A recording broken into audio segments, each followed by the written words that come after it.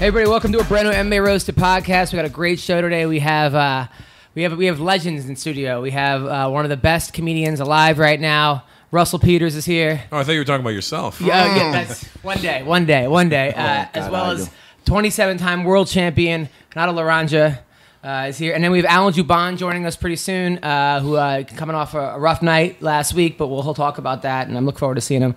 I want to thank our sponsors, Blue Apron, the #1 fresh ingredient and recipe delivery service in the country. Their mission is to make incredible home cooking accessible to everyone, and they achieve this by supporting a more sustainable food system, setting the highest standards for ingredients, and building a community of home chefs. Blue Apron has established partnerships with over 150 local farms, fisheries, and ranchers across the U.S., and as a result, their beef, chicken, and pork come from responsibly raised animals. And their seafood is sourced sustainably under standards developed in partnership with the Monterey Bay Aquarium Seafood Watch. Listen, me and my girl, we have Blue Apron night. It is the best night of the week. That's the best night for you, too? Yes. Nice. We cook, we eat healthy, it's delicious. And cooking together builds strong family bonds. But you're not cooking together, you're just eating together. No, we're cooking together. I help cook now. I actually made Blue Apron for the first time by myself. You don't just tell her how to do it? No, not at all. Listen, those who spend a lot at restaurants or high-end grocery chains can now spend under less than $10 per person. Upcoming meals are basil pesto chicken with summer vegetable panzanella, as well as shrimp and green beans with globe tomatoes, spinach, and orzo pasta, whole grain pasta, and summer vegetables with heirloom tomato caprese salad, and miso butter, salmon, and lo mein noodles with cucumber and charmed tomatoes. I prefer my noodles high main, but... Yes, as well as a meatball pizza with fresh mozzarella and cheese and tomatoes. I'm telling you guys, Blue Apron, I love it. It's affordable. It's got variety. It's flexible. It's easy, and it's guaranteed. Check out this week's... My wife cooks naked. Really? I've blown on her apron. Wow. Your wife... So she had a blue apron. Blue apron? Your wife is gorgeous, by the way. I met her. She's Russian. This fucking guy is always talking about somebody else's wife. No, his wife is beautiful. His wife's hot, too, so he can talk. Thank you very much. Watch when you start talking about his wife. All right, check out this week's menu by going get your first 3 meals free with free shipping by going to blueapron.com/MMA roast. You'll love how good it feels, how good it tastes, and be able to create incredible home-cooked meals with Blue Apron. Don't wait. That's blueapron.com/MMA roast. Blue Apron, a better way to cook. Also, listen, people, Mack Weldon is better than whatever you're wearing right now. Trust me, whatever you're wearing right now, Mack Weldon's better. What the fuck is wrong with what I'm wearing right now? You're wearing good stuff right now, Renato, but Mack Weldon believes in smart design, premium fabrics, and simple shopping. I shop I can't stand shopping. You like shopping? Not particularly, unless I'm got a lot of money, then I don't mind that. I like shopping. Yeah. I have a lot of money. But you buy everyone at like the mall gifts. Well, I want to hang out with you. I want to be part of your entourage. Yeah. If anybody's with me, they always get something. God, are you? Where's Hegan now then? That's fucking guy. Yeah. Listen, my brother. Listen, Max. I got an idea for a movie, a vampire. There's gonna be a lot of Draculas and Frankensteins in there. Have you ever tried to tell you about stuff? But they all know jiu-jitsu. Yeah, of course, somehow. Listen, guys, Mack Weldon will be the most comfortable underwear, socks, shirts, undershirts, hoodies, and sweatpants you'll ever wear. They have a line of silver underwear and shirts that are naturally antimicrobial, which means they eliminate odor. They got silver in there? How fucking much that cost? Listen, they want you to be comfortable, so if you don't like your first pair, keep it. That's perfect for Higan Machado, so that they don't get bit by a werewolves and a Draculas. Fucking made out of silver. Exactly. Got him in a dick bar. Not only does Mack Weldon's underwear, socks, and shirts look good, they perform well, too. It's good for working out, going on dates, everyday life. I know you go on a lot of dates. I go on a couple. Well, I don't go out. I take them to my house, to my condo, you know. And I hear you. I apply them with Alizé and Jodeci Hackers, and also H. Cali. What do you have, a time machine? Take them back to the 90s? I tried to. So listen, go to MackWeldon.com. Make them Incredible Hulks. And get 20% off using promo code MMA. That's it. All right. There you go. Well, thank you for that. Well, listen, people. Life is good. I know that I saw a picture of you, Russell. You were opening for Chappelle in New York. Oh, yes. That was last Sunday. How did that go? God, well, I was just happened to be hanging out in New York, and I went to go by I went by Radio City and hung out because I wanted to see Chris Rock and everybody. And then where you live now? Vegas. Okay, nice. So you were just in New York hanging out. You went to go see Russell. You went to go see Dave Chappelle, and then he said, "Hey, want to come on stage?" Yeah, he goes, "You want to do 10 minutes?" And I was like, "Yeah, sure." So I went Arsenio, Chris Rock, Intermission, Jeff Ross, me, then Dave. No way. Yeah, wow, so it was pretty good. It was wow. good. Wow, okay. I mean, now, did you know beforehand you were gonna go up? I had no clue. Was that nerve wracking a little bit? It was because it was such the magnitude of the spectacle that it was. Yeah. But I had played Radio City twice already, so that helped a little bit to take at least the sting off of some of the edge off. Yeah, off the Radio City, because that even have a mystique. Now, were you more nervous at that point of being judged by the crowd or by Chris Rock and Chappelle and those guys? No, I know Dave and I have been friends for 21 years, so him I wasn't worried about. Chris Rock I was a little nervous about because I'm such a big fan. And I got really drunk, and I'm sure I made a fucking ass of myself. Come on, I'm sure I did. Really? Oh, you got heel drunk before the set? No, I got afterward. I got buzzed before the set, but at the after party, I was pretty hammered, and I could see when I talked to him, he did one of these. Cool, yeah, and then he kind of was like moved to another. Really, Chris Rock? Well, I don't know, maybe he big timed you? No, he didn't big time me. I was a pain in the ass. It wasn't him. It was me. Really? Even some of your best friends, if they do that too drunk, sometimes you're like, okay, playboy. But you're Russell Peters. It doesn't matter. A dick is. I don't care if he's hustle, Kurt hustle. People do it to me, and I'm like, all right, man. And then you're like, fuck, I gotta get away from this guy. And it's not like I did too much. It was more like I'm gonna get away before it really gets on my nerves. So but Chris Rock. It was preemptive. My interactions with Chris Rock, though, is that he doesn't really like people that much anyway. He seems to be kind of a guy who just likes to be by himself or around like one or two people. He was with his girlfriend, and and then you got me fucking trying to scream in his ear at a club. Doesn't make sense. That's whatever, man. That's a cool experience. Yeah. And then you were in Africa for like 6 months. 3 months in South Africa, India, and Toronto shooting the Indian Detective. What the fuck is that? That's a series coming out this fall. For real, I like the sound of that. Now, when can I see this? Wait, by the way, I have sometimes people think I have a swarthy Indian look to me. Yes. Yeah, and you definitely have a swarthy look. You're just Indian, no. I can't get away from people thinking I'm Indian now when I want to get a part as an Indian. No. And now they don't want to give me one. No, you got black guy hair. You can't. God, I just tried to fuck a couple Indian women on there, like Bollywood. That one. Yeah, you should. Well, why not? Right. Hook me up. I want to be part of you. No, right away, like we cannot. He's Wait, black. I can. It is very windy outside, porra caralho. Wait, so what is the Indian? That's terrible. That was like a Brazilian doing. Simsalabim, porra. That's not bad. That's not bad. Wait. No, that was not good at all. What are you talking about? So what? Let me tell you, as the predominantly Indian guy at this table. Caralho. I hate this. So what is the Indian hold on. Where can I see it? The Indian Detective is me. Yes. You the Indian I'm the Indian Detective. You're not his sidekick, porra? No. Okay. And you're solving crimes in India? No, so I'm a Toronto cop who gets in trouble, and I get put on leave for a month. And while I'm on leave, I go to India to visit my father, who had moved back there. And while I'm there, I meet a hot girl, and she's a lawyer. She asked me to help her with a case because she knows I'm a cop, and she thinks I'm a detective, but I really got demoted. Right. And so I help her solve this case, and it really upsets the local cops that are corrupt. The local Indian. So you have to pretend you're a detective.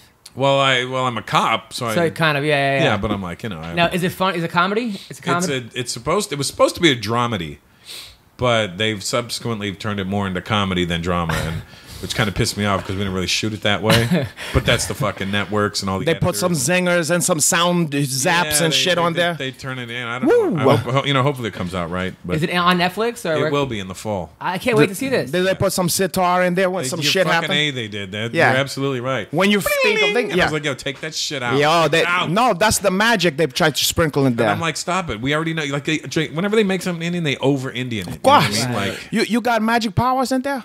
Pretty much, I should have. I like Hop that. on my carpet. Let's go. You should let me be part of the hiding staff. I'm gonna make a whole lot of stuff, a lot of magic and snake and stuff like that. I think that sounds amazing. I'm happy for you, man. And typhoid fever. I'm happy that this is your first lead in a series. Let me think. I think so. Yeah. That's awesome. And Netflix is perfect. Yeah, and then I got a couple of movies out. So yeah. Caralho, what the man? What the fuck is happening with you over here? I'm gonna be at the. Hey, he was at the Lady Gaga. No, don't start that yet. I went to the Lady Gaga. Actually, did. You know what? My girl, it was Valentine's Day. Did you see my comment? Too? Yeah, I know.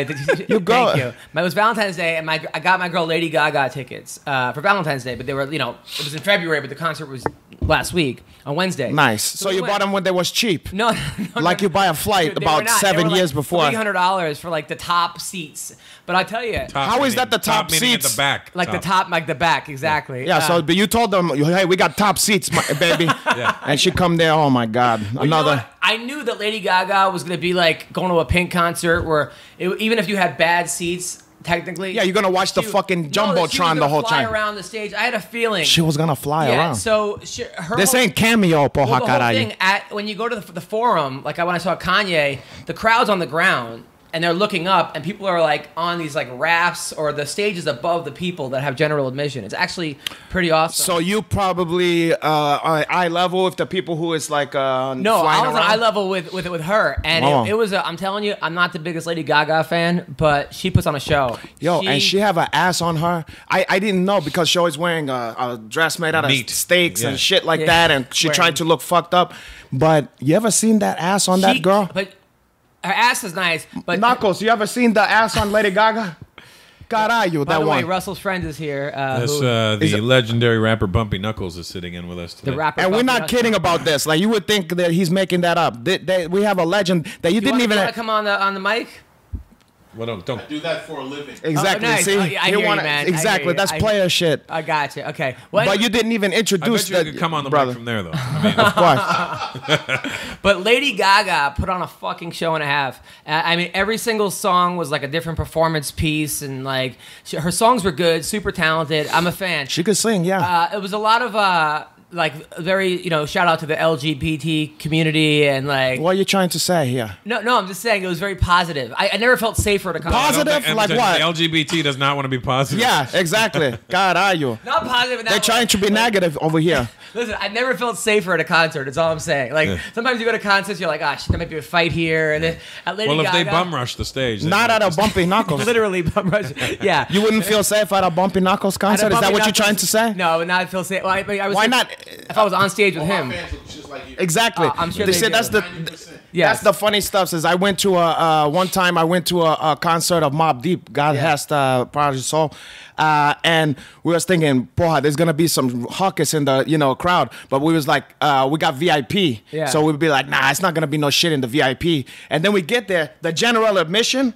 It's all fucking white kids and bullshit. And in the VIP was all the entourage and the fucking people that you want to look out for. I don't think go see Kanye. It was 98% white. Yeah, but that's who's spending all the fucking money on the ticket. I went to go see the Bangles last month. There was a fight at a Bangles concert. Really? Yeah, like the Bangles. Like there was actually somebody was walking like an Egyptian. The wrong way. And poke somebody in the fucking eyes out. You're walking like a Moroccan. What's wrong with you? That's awesome. So yes, what I'm saying is, I'm telling you, Lady Gaga, I have a new respect for her. She puts on a fucking show and a half. That's great. Well, anyway, he brought it up. But meanwhile, I like post. I'm at the Lady Gaga concert, and of course Russell writes on my Instagram, "This is a great way to find out that you're gay." So it's a hell of a way to find out you're gay. Yeah, we had to find out like this. Thanks, but it was good, and then I ended up getting laid that night, so it was life was good. You ended up getting laid to your wife? Yes. Yeah, that's not really. But that's about the saddest shit. When guys talk about how they got laid by their wife. Married. I mean, you better be getting laid by your wife. Oh, caralho. But you're gonna be praying in a couple of years. You're gonna be praying you didn't get laid by your wife. You're gonna be, I got away with one. You think so? One night without having to fuck. Alan, come in. So anyway, what else? They're from New York. They locked the doors. So I did a show in San Diego. What's up, Alan? How are you? We got Alan Jouban is here. One of the top fighters in this apartment. Yeah, I just. Alan brought pizza. He didn't just brought a pizza. He brought a Little Caesars Pleasers. That's like the worst gay. It's like the worst shit on earth. This is like the worst gay porn ever. Like a pizza guy, Alan comes in. Look at the commercial. Hustle Peters. He brought yes. So Alan Jouban is here as well. Alan, how are you, man? What up, man? I'm good. Sorry for being late, man. Yeah. Oh, wow. It's coming out of your fucking check. DMV. That you're getting when you're for here. Doc now? Yeah. So what's DMV, man? 3 hours have been. Why you had to be there? Got that truck, man. Every time I come here, I talk about the truck across the street, Adam. The guy, Marlon, your neighbor, an older guy, he has a classic truck, a '56 Ford F100. I've been seeing it for like over a year. However long I've been coming here doing the show, man. And I went knock on his door about a year ago, got his number. And went there about 2 weeks ago, man, and made him an offer, and he took it. So the truck's in my backyard now, man, sitting in my backyard waiting to get fixed up. So yeah, at the DMV getting it registered and all that shit. Nice. And you chose today to do that. Okay. Wow. I gave myself 3 hour window, and And I'm still late. So Alan, you don't have a mark on you, by the way. Yeah, not a black eye, nothing. A lot of times after fights, why is it after the fights you win, you look like you got black eyes? Run the fuck over twice. Right? So how are you, man? How's everything going? I'm good, man. I'm good. Yeah, the fight didn't go my way. I didn't have a mark on me. I still felt like I went. I don't know if you guys already talked about the wedding or whatever, but nah, not really. A friend of ours, Lila and Eric, they got married the next day, which Renato and I were both in the wedding. So we were walking in the wedding, and so I had a 6 a.m. flight after the fight, the UFC fight, Mexico City. I jumped on a flight, 6 a.m., came back, no sleep, just fought. And then we walked in a wedding. So I was cracked out during this wedding, no sleep. But he still looked good. He still looked better than everybody else, except for one, exception, who looked like fucking Egyptian cinnamon over here. Now, some people thought the fight was stopped too early. Yeah. Did you think the fight was stopped too early? Well, yes, I do. Watching it back, I get it, man. I got clocked. You know what I mean? I'm not taking anything away. I'm not discrediting anything that happened in a fight. I got clocked. I was on wobbly legs. He was trying to finish me. But this is the thing. You look at the fight again. He knocked me down. I didn't go out. I was just on my hands and knees trying to stand up. He jumped on top of me. He tried to punch me like 5 times, landed maybe 2 of them. And then you could see before the ref stopped that he was trying to slide in a rear naked choke. The referee stopped it. And then I stood up. I was on wobbly legs, but I stood up. It's like, give me a fucking chance, man. What's that ref's name, by the way? Does anybody know? The short steroid... Brock Lesnar and the 4th grade guy? Exactly. Is that the guy with the mustache? No, he's the guy that looks like Brock. He's super roided. Like off USADA. Yeah, super What's he look like? Out. Yeah. He's like a Brock and like Brad Williams had a baby. I want to get on this guy's case, but honestly, I haven't even watched the full fight in its entirety yet. I've just watched the highlight once or twice that night. But... the reason that I'm annoyed by it, and I'm not saying the fight would have gone any differently, but this is the thing. Everybody here, or you guys have definitely seen me fight, and what the fuck happens to me? 5 out of 10 fights, man, I get rocked and I come back. I'm on wobbly legs and I come back. My UFC debut, I got dropped, was on wobbly legs, and I knocked the guy out 30 seconds later.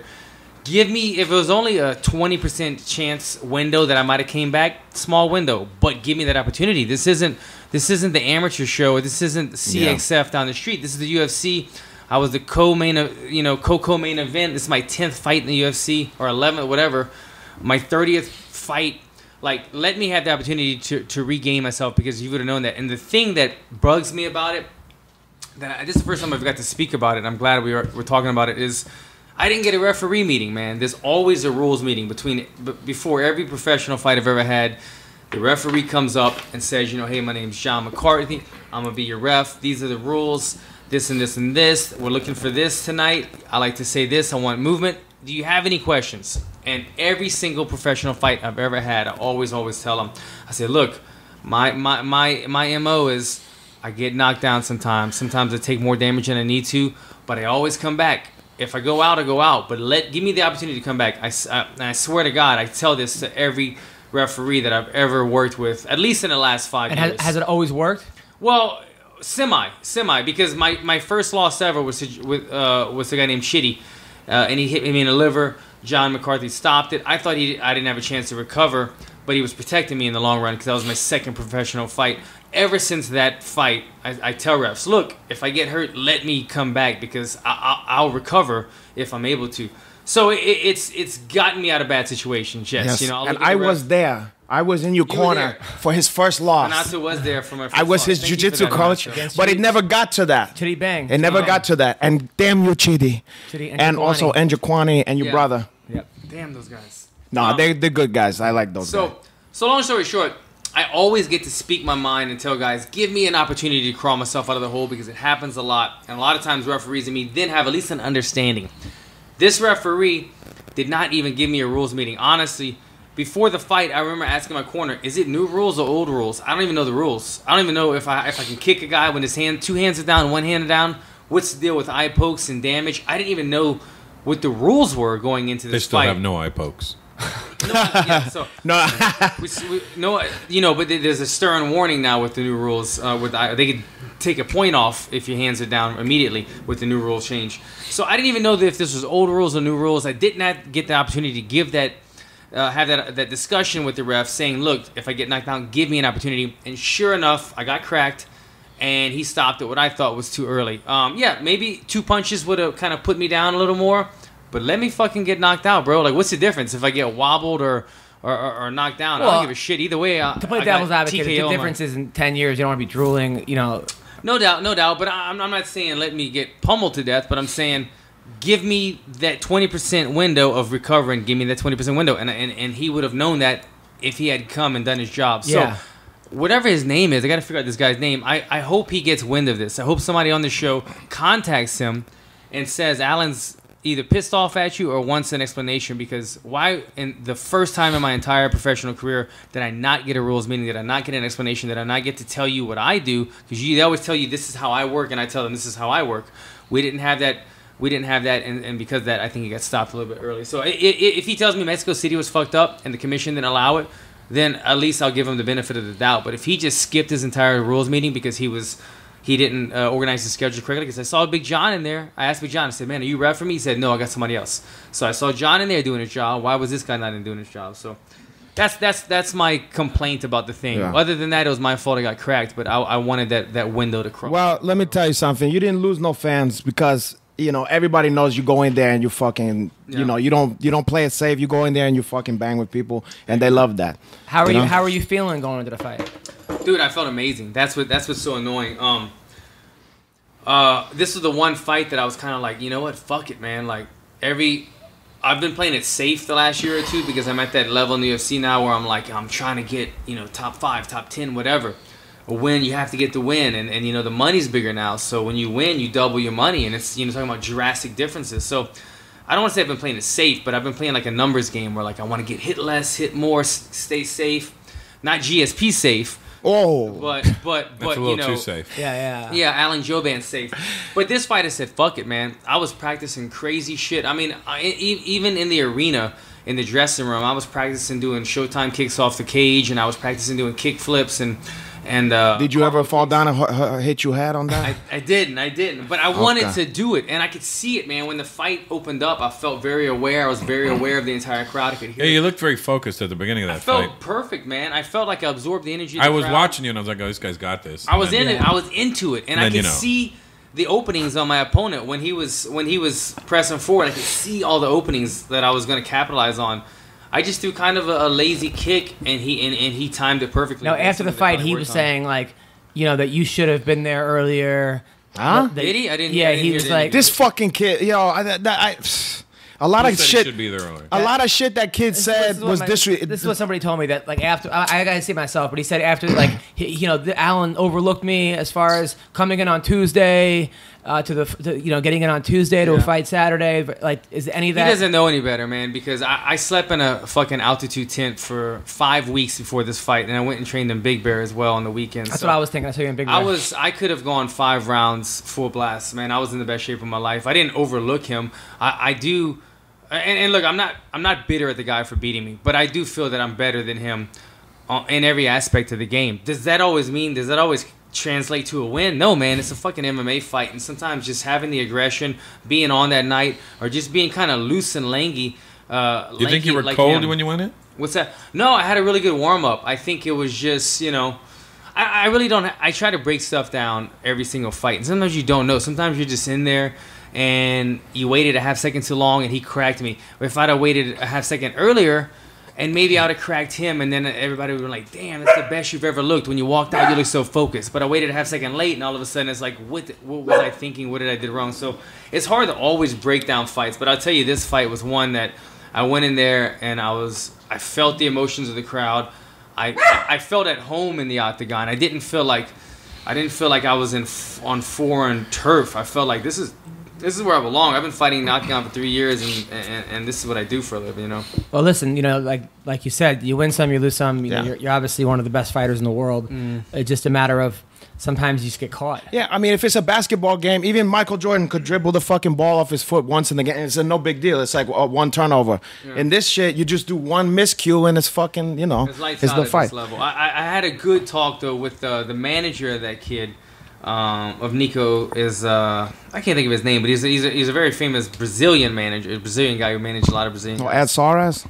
No, not Ed, but it's the other guy. I don't know. I run into him quite a bit, but he's me and him are pretty cool every time we run into each other, and he didn't even know it. His guy was fighting me. But after the fight, he said something that really stuck to me. He was just saying, like, when you win, you can't live in the victory too long, and when you lose, you can't live in that sadness for too long, man, because that's the fight game. I mean, it's true. It sounds cliche, but it's like the fight game isn't like, okay, it's not like a job where, okay, you got a job and this is your salary for the next 3 years or whatever. You're not on an even field for the next year or two. The fight game is like you go up when you win and you go down when you lose, and it's always up and down like a freaking heartbeat or something. It's never like you secured a job or you secured a pay scale. Like comedy. Or you I was just about to say, unlike this gentleman's career, which is guaranteed.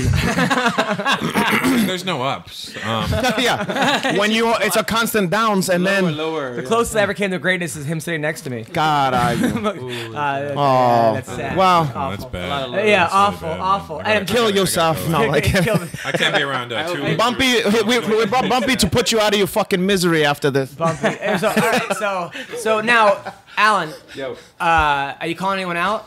Everyone always says I can't make weight. Just so you know. Okay. Everyone always says After I the can't call fucking- anyone out after a loss, and I'm like, fuck that. Call people. Anybody you want to fight? Well, I mean, I had it planned out, man. I had it planned that after the win, I wasn't necessarily going to call out specific people as much as I was just going to just tell the UFC, look, I've never missed weight in my life. I've never showed up late for a fight. I've always brought the fight. Honestly, if I'm not winning and getting a bonus, I'm losing and the other guy's getting a bonus. Everybody who's ever beat me has gotten a bonus. It's kind of like, I feel like the UFC can instill that trust in me. If they want me to fight the number 6 guy in the world, Gunnar Nelson, who 5 guys turned down, I fight the guy on 3 weeks' notice. If they want me to fight a brand new undefeated guy, that was my 3rd or 4th undefeated guy, not in a row. Oh yeah, huh? In the UFC, then I fight the undefeated prospect, the young lion guy. So it's like, I was just going to say, look, to the UFC, look, you guys, you know that I always deliver. I've been co-main event twice. I've done this. I've done that. I've beaten the undefeated guys. I've beaten the veterans. You know, I was ready to headline my own show with a big victory. You know, I envisioned me just slapping him, just sleeping him. I envisioned me just sleeping this guy and then being humble about it, but doing something spectacular and then getting a main event show in New Orleans or something. And that's really what I want. Oh, that would be nice. You could that could still happen. You know, my brother. You said, but you. Still a lot of, like, What about the Louisiana Garden? guys. Remember last time you said you want to fight the Garden because it was like What fashion week. What? MSG Oh, on I would have loved the Garden. Oh, yeah. Well, that's in November. Yeah. I mean, you That's know, a GSP card. that's a big pay-per-view card. That was one of the funniest things. He like wins and he goes, "Hey, I want to fight anyone at MSG. I'll bring Fashion Week down here." I didn't know. You know, we did it. My manager had put that in my head. Never do that again. My manager put that in my head. He was like, "Yeah, use the fashion world, like Yeah, New York." I'm gonna manage you from now on. I'm not managed right now. Listen, Well, good. I'm just gonna text you what to say. Yeah, okay. Can you write for me? Yeah, I can do that. For I would you. love Okay. to cut You should fight in India. You should get him You're one. half Asian, so you should probably lock down that I market. could, mix the market. And your UFC last name China. sounds French. UFC China. They're going to China now. Okay. Listen, enough Singapore. about China. India was okay, but don't. Well, aren't you half Asian? No, I'm not. Oh, His- You're pushing it with China. oh, okay, yeah. Well, You do look half Asian as hell. You do. I as hell. And your wife's from What's Thailand. She's so it all makes sense. So And my there you go. son's half Thai. There you go. So Yeah. Well, anyway, UFC a tie. China did get announced, and they're Japan saying too, right? Yeah, Japan. and are they bringing back Kung Lee for it? and they're saying Kung's probably not on good terms, but they're saying that Gastelum versus Anderson Silva. Yeah, will I saw headline that. it. I saw that. Which In one? China or in China. Japan? And Okay. man, that could be a huge card, right? The millions and Well, millions. of people Gastelum will over come in there. huge. No matter what. But I think that's a bad fight for Kelvin because it's a good fight Do for you? Kelvin because he gets a win over Anderson Silva. But I think the Weidman fight showed us that Kelvin Gastelum's not a 185 pounder. He's going to get beat by these guys are too big. Yeah. So Yes and no though, because wasn't he kind of winning that fight up until then? Didn't he knock down like Weidman? he was like, losing twice? and then he knocked him out or he once. dropped him once, and then Then he lost just the rest kept of it. getting- Size did have you could see Size played a part in that one. Yeah. So that's the thing. He beats Anderson Silva. Then he moves up to. I don't know. Whatever. We're gonna see the fight. What are we gonna do? You Why know? is Anderson still fighting? For money. Yeah. What does he need money? He probably has more money than anybody. So look at all these other fucking guys, hitch guys. Why Donald Trump want to fucking make money? You know, this Yeah, fucking guy. That's I true. don't. They yeah, greedy, I don't that's like why. watching Anderson fight anymore. Me He was neither. But my favorite fighter yeah. of all time, And it's in his heyday. But now it's like yeah. It start to get. it's a different Anderson now, and he, you know, I love the kicks and everything. Now he doesn't throw the kicks; he's more of just a boxer. But yeah, he's different. He now. still have the skinny legs though. He still look like Teddy Hiley. without the, you know, what he used to have that same mustache and he did have skinny legs, but he's got the bigger upper body now. That's true. Yeah. But not the good bigger upper body. Caralho. My upper body. That's kind of like, yeah, I got the same stuff. So I got the skinny legs, but I think Kelvin wins this fight, though. I do think Kelvin beats him. you never know. It is kind of lose-lose because it's like like Kelvin, I know Kelvin, he trained with our guys, so I want him to win, but then he's beating Anderson Silva, so I'm like, beating him now. Yeah, It's like but I'm dating- just saying, it's like I don't even want to see that. now. Yeah, It's yeah. like- But what? It's at a certain time, it's just like After a while. Yeah, after a while, the people are past their prime. Yeah, it's not the Labatt's blue Pam Anderson. No. It's the other you one. think Kelvin puts him away? No. Or he don't just see kind of that like, happening. because I'm trying to think, Kelvin, like, he doesn't really utilize his takedowns as much. So How's so, Kelvin's ground game? So the I know he's a five, wrestler, It's right? good. It's Speaking of good. which, when are we going to see your the 5'10", brown belt? Kelvin's gonna go again. I know that's what I'm gonna focus on while I have some time right now, man. I'm gonna focus on like a lot of grappling and jiu-jitsu. I'm gonna do some capoeira with Cobrinha? Yeah, Oh, yeah. you're I'm going so right back excited to about Fashion that. Week right now. Stop. And then Fashion Week starts. So You're gonna do some capoeira on Fashion Week. yes. No, I saw You that. might as well do a windmill while you're at it. I saw that they're airing your ad again, right? Yes. And that's the one with you. The one where they have a man kissing another man's. Another man, You yes. did, but that wasn't you, no. That wasn't me. That Thank wasn't God. me. But you made out with Gigi Hadid, right? I made out with Gigi. Who's that? What guy is that? He's a Gigi Habibi. No, Gigi. Who the fuck is that? She's just like That's one of you guys. No, that's one of the Arab ones. Oh, that's the Arab Spring. She's this For her. hot supermodel. Her sister's Bella Hadid. The white chick. How come she No, have they're a name? half Arab. Oh, God, Their God dad- bless. Their dad's Muhammad, Oh, billionaire. Salam alaikum. The entire That family. fucking rich guy that owns half of Sunset. He owns half of Beverly Hills. Their That's dad, her their pa- dad is Yeah. super wealthy. He's a billionaire. The mom is on Beverly Hills Housewives. Yeah. Oh, God, Allah Akbar. I And then gotta the give me stepdad some. is like a huge real estate agent. They're all, yeah, they're not. And then they're the two like top models. And which They- one was the they one that do was well. dating Weekend? The younger sister. That guy's not gay. He's always got a He's gay only gay vibe Monday off through him. Friday. He's with Selena. That was You ever listen that's to, not you ever bad. listen Huh? to his I get it, it's songs? good. You ever I listen get to it. his lyrics? Yeah, but George Michael also talk about like you know being your father figure, and then this guy's a different kind of daddy. Yeah, but he wanted a Yeah. father's What's finger. that show with that baby cat they have to rescue? A baby cat? What kind of stuff are you watching? The two guys, the two have black white guys. By the way, we're calling James Vick. Oh, by the you're way. talking about Key and Key and Peele. Oh yeah. What about that? I didn't saw that one. I didn't saw that one. Who you calling? Calling He gets James these gangster rappers to fall in love with UFC George fighter Michael. James Yeah, Vick. that's amazing. He's our first guest. You ever seen? You know this kid, James Vick? I know his name. He won his claim to fame. He won a Golden Gloves title one time. Well, he's 'Cause, also. you can win the Golden Gloves title if the other guy doesn't show up. You know that, right? That's a Bumpy fact. Knuckles got a couple Golden Gloves. Yeah, he's got Now, some. but speaking of, well, before James isn't picking up. Yeah.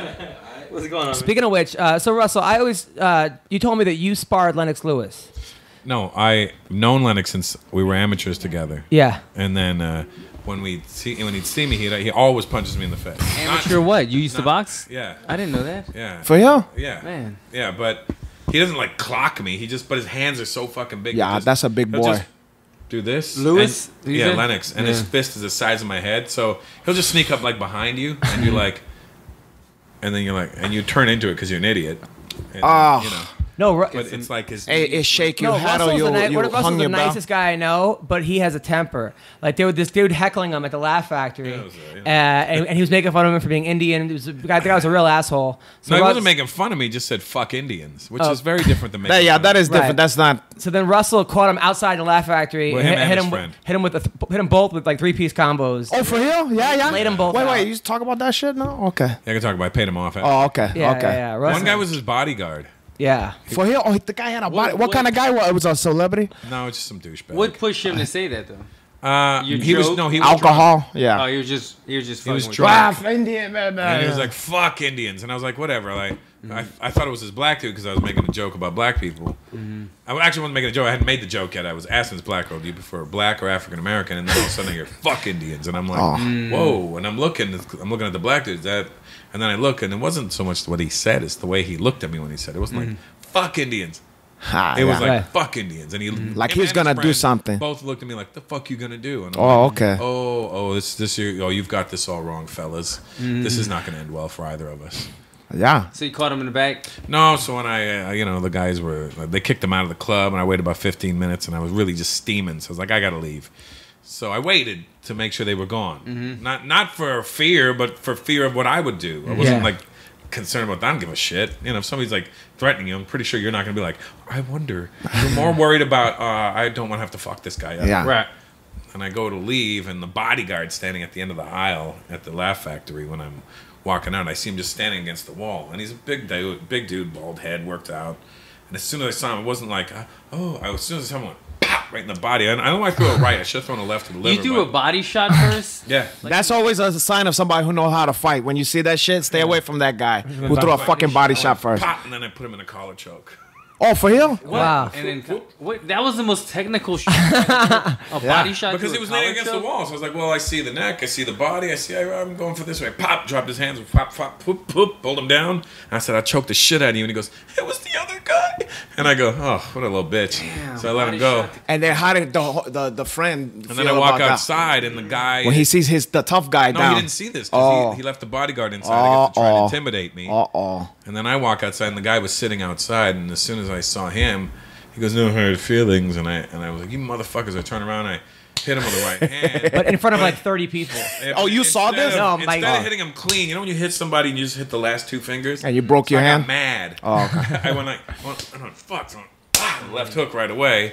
But then his teeth, because I guess I punched down, and his teeth went right through my knuckle. And then he sued me. Of course he sued, because he knew who you was. Plus he was a lawyer. No, he wasn't. He's a scumbag who does this all the time, apparently. Oh, so he has a lawyer set up for that kind of stuff already. He have a slush fund. But even his lawyer was a scumbag. His first lawyer came at us, blah blah blah, and then this guy, that lawyer dropped him because he didn't want to pay the lawyer. Yeah, my girlfriend was working my ex-girlfriend was working at the Laugh Factory at the time, and she told me the whole thing. She's like, I was in the front waiting for my car, and Russell Peter beats up the audience member. I was like, nobody got a video, huh? No, this should be the opening of the Indian Detective, by the way. Yeah. That would tell me that it's was funny because there's a scene in the Indian Detective where I pull the guy out of the truck, like the bad guy, and I grabbed him inside his collar and pulled him straight down. It was like one of them Henzo moves, you know? Oh, no way. Grab and pull, and I was like, an arm in the chest, and I like that. I was like, hey, can I? He goes, oh, go for it, man. I really want it to look good. I'm like, Have you ever lost a fight or no?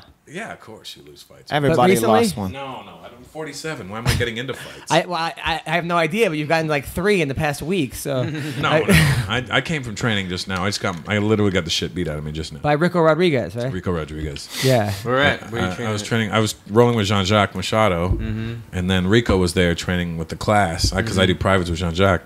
And then Jean-Jacques was like, Rico, come roll with Russell. So he's rolling with me. He's in my guard, and then he stands up and pressures me, you know. And he's pushing me, and I'm like, He's too big. He's a big dude. That's a real big and then, boy. For some reason, I guess he squeezed gas out of me. Oh, yeah, and I sharted. It happens. It happened to the best of us. And I go, hey, Rico, I think I just sharted. He goes, ha, ha. And then we're still rolling. Oh, no, seriously. And then a couple of seconds later, Jean-Jacques was like, oh, you weren't fucking kidding. I'm serious. I got to go to the bathroom, dog. So Alan, let me talk for a second. So you're like, okay, you're a brown belt under Eddie Bravo. Yep. You got great jiu-jitsu. Sometimes we don't see it in your fights because you're mostly stand-up wars. And you're like, you know what? I'm going to focus on the ground. And then you're like, I'm taking capoeira.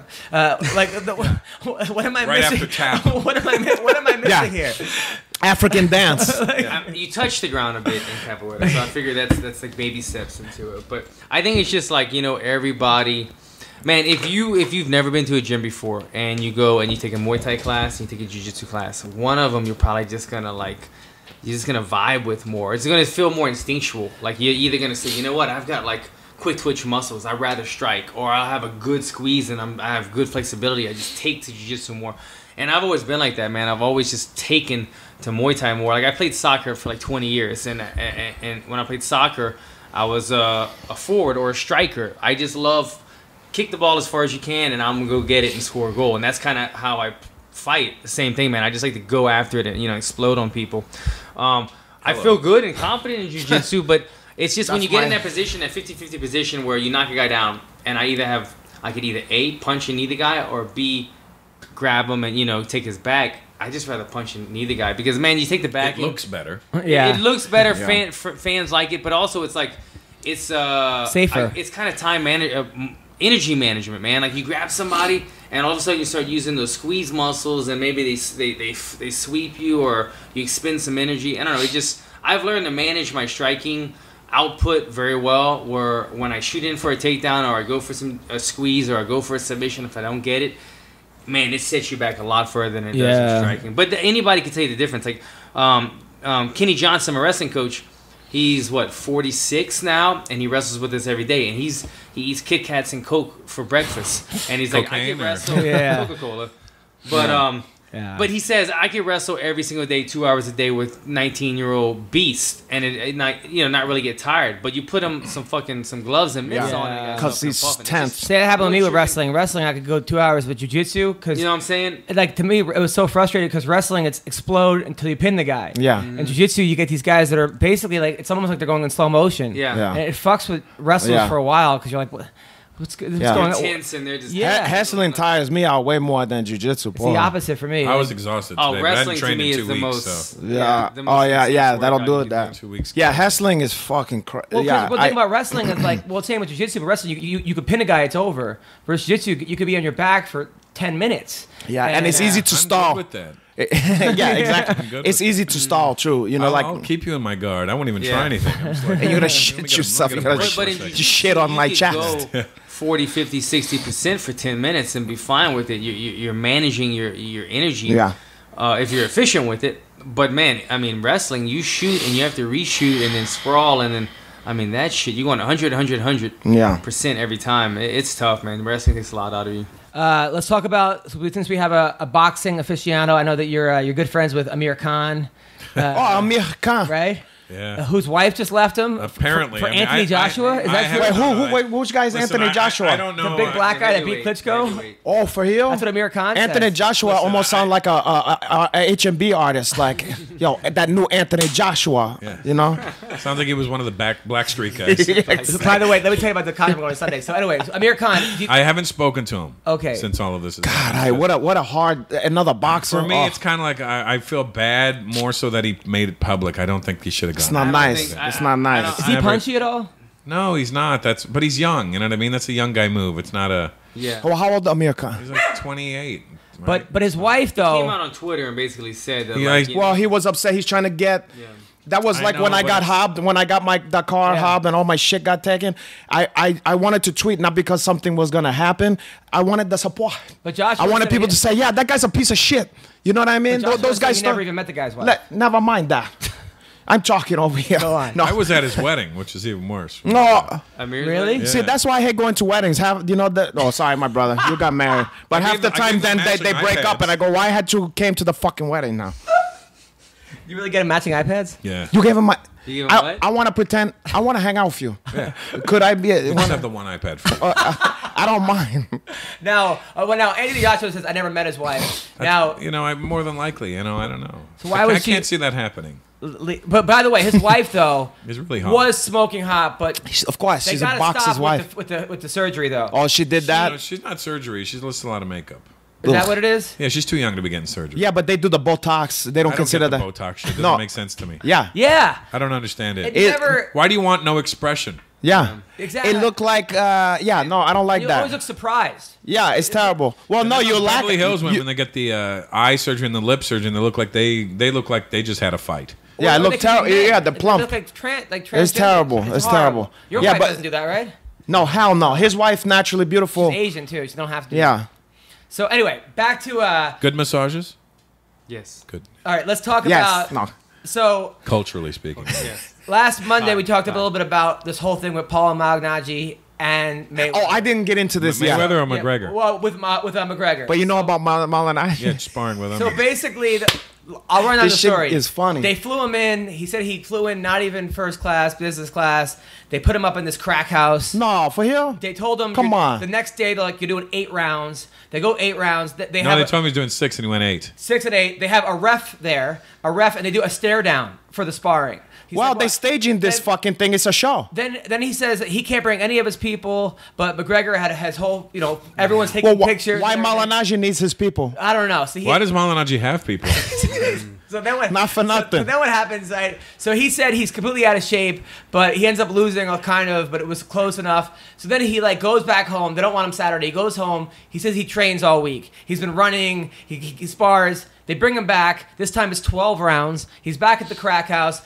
He says sparring's at 2, then it's 8, then it's 4, then it's... They keep moving the sparring around. He gets in. Dana White's there. The Petita brothers. Everyone's there to watch this thing. Oh, first, and they post pictures of him getting fucked up the first time. And he says, hey, man, please stop with the pictures on social media. I got to tell you, well, then they must be paying him some nice money to do this shit. They're paying him shit. They say they're paying him shit. Are you serious? Then he says he goes back. He wins the... So he says he said the first 5 rounds Conor got. Then he started fucking him up badly in the next 5 rounds. Okay. Then McGregor pushed him down, right? But then what's that? You just showed a habit punch or a hammer fist. So he pushes him down. They take a picture. Then he goes. Then he like next 2. And then McGregor had his hand behind his back in the picture. Yeah. So then he says, "Don't post the picture." Okay. So McGregor goes, "I don't know, man. I don't know." While he's going to the shower, and then next thing I know, they're all over the internet. So Paulie leaves, says this guy's the biggest douchebag, biggest scumbag. Yeah. Fuck him. I hate him. What are your thoughts on the whole thing? I mean, it does sound very staged. I mean, I listen. Paulie can't hit. He couldn't break an egg with his punches. Yeah. But he was fast to have some good moves. He was always fast and he had some good movement, which is probably why they brought him in. Yeah. Exactly. And he wasn't going to hurt Conor on any day. Right. Yeah. But I can't see Conor getting over on Paulie. But even if it was despite how Paulie's got no power. But if he could catch him, he could do some damage to him. You know, you guys fight MMA. You know what it's like. You got to change your stance. You can't fight an MMA stance in boxing. You can't have your legs this way. You can't turn. do. You got to lead. Irish capoeira in there. Yeah, you're right. That's but I mean, Capo whiskey. What if Irish capoeira? What if Conor says, you know what, I'm not gonna box the best boxer in the world. I'm gonna fight all crazy. What if that's his thing? Well, that's fine. He's still. It's not like Mayweather hasn't confronted that before. No, but Maidana fought like that. Saying, like, but Maidana's a boxer. You know what I mean? I'm saying, like, you're saying, you know, you have to in boxing you have to change your stance, but I don't know if McGregor is going to change his stance completely. You know, I think he's going to have You can't just change your stance because you trained for 3 months. Yeah, he's gonna have a wide stance. He may start goofy stuff like that and then go, I'm not comfortable. I'm just going to go back to what I can't wait to. And that's going to be the biggest mistake he's going to make. He's going to be off balance. He's going to, you know, he's just going to get tagged.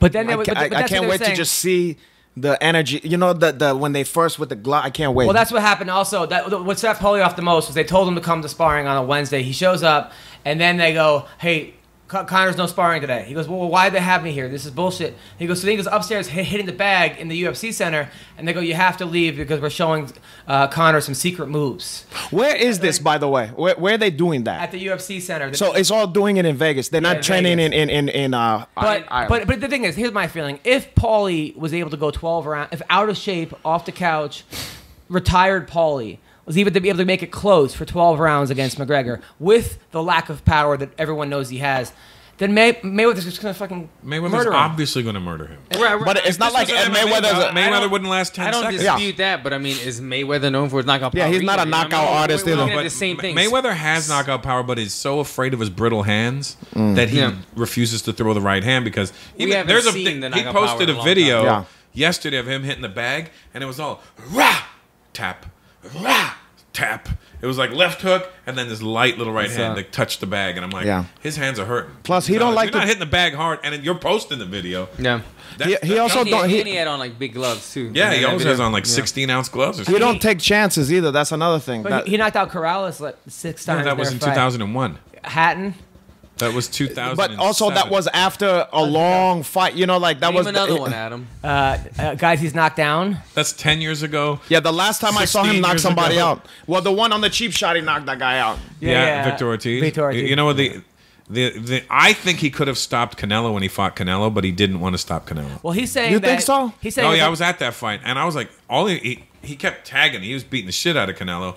And you could see Canelo was getting backed up, and if you just pressured him a little bit, he could have had enough to stop the fight. This is going to be, to me, 2 of the things that I'm looking forward to see in this fight.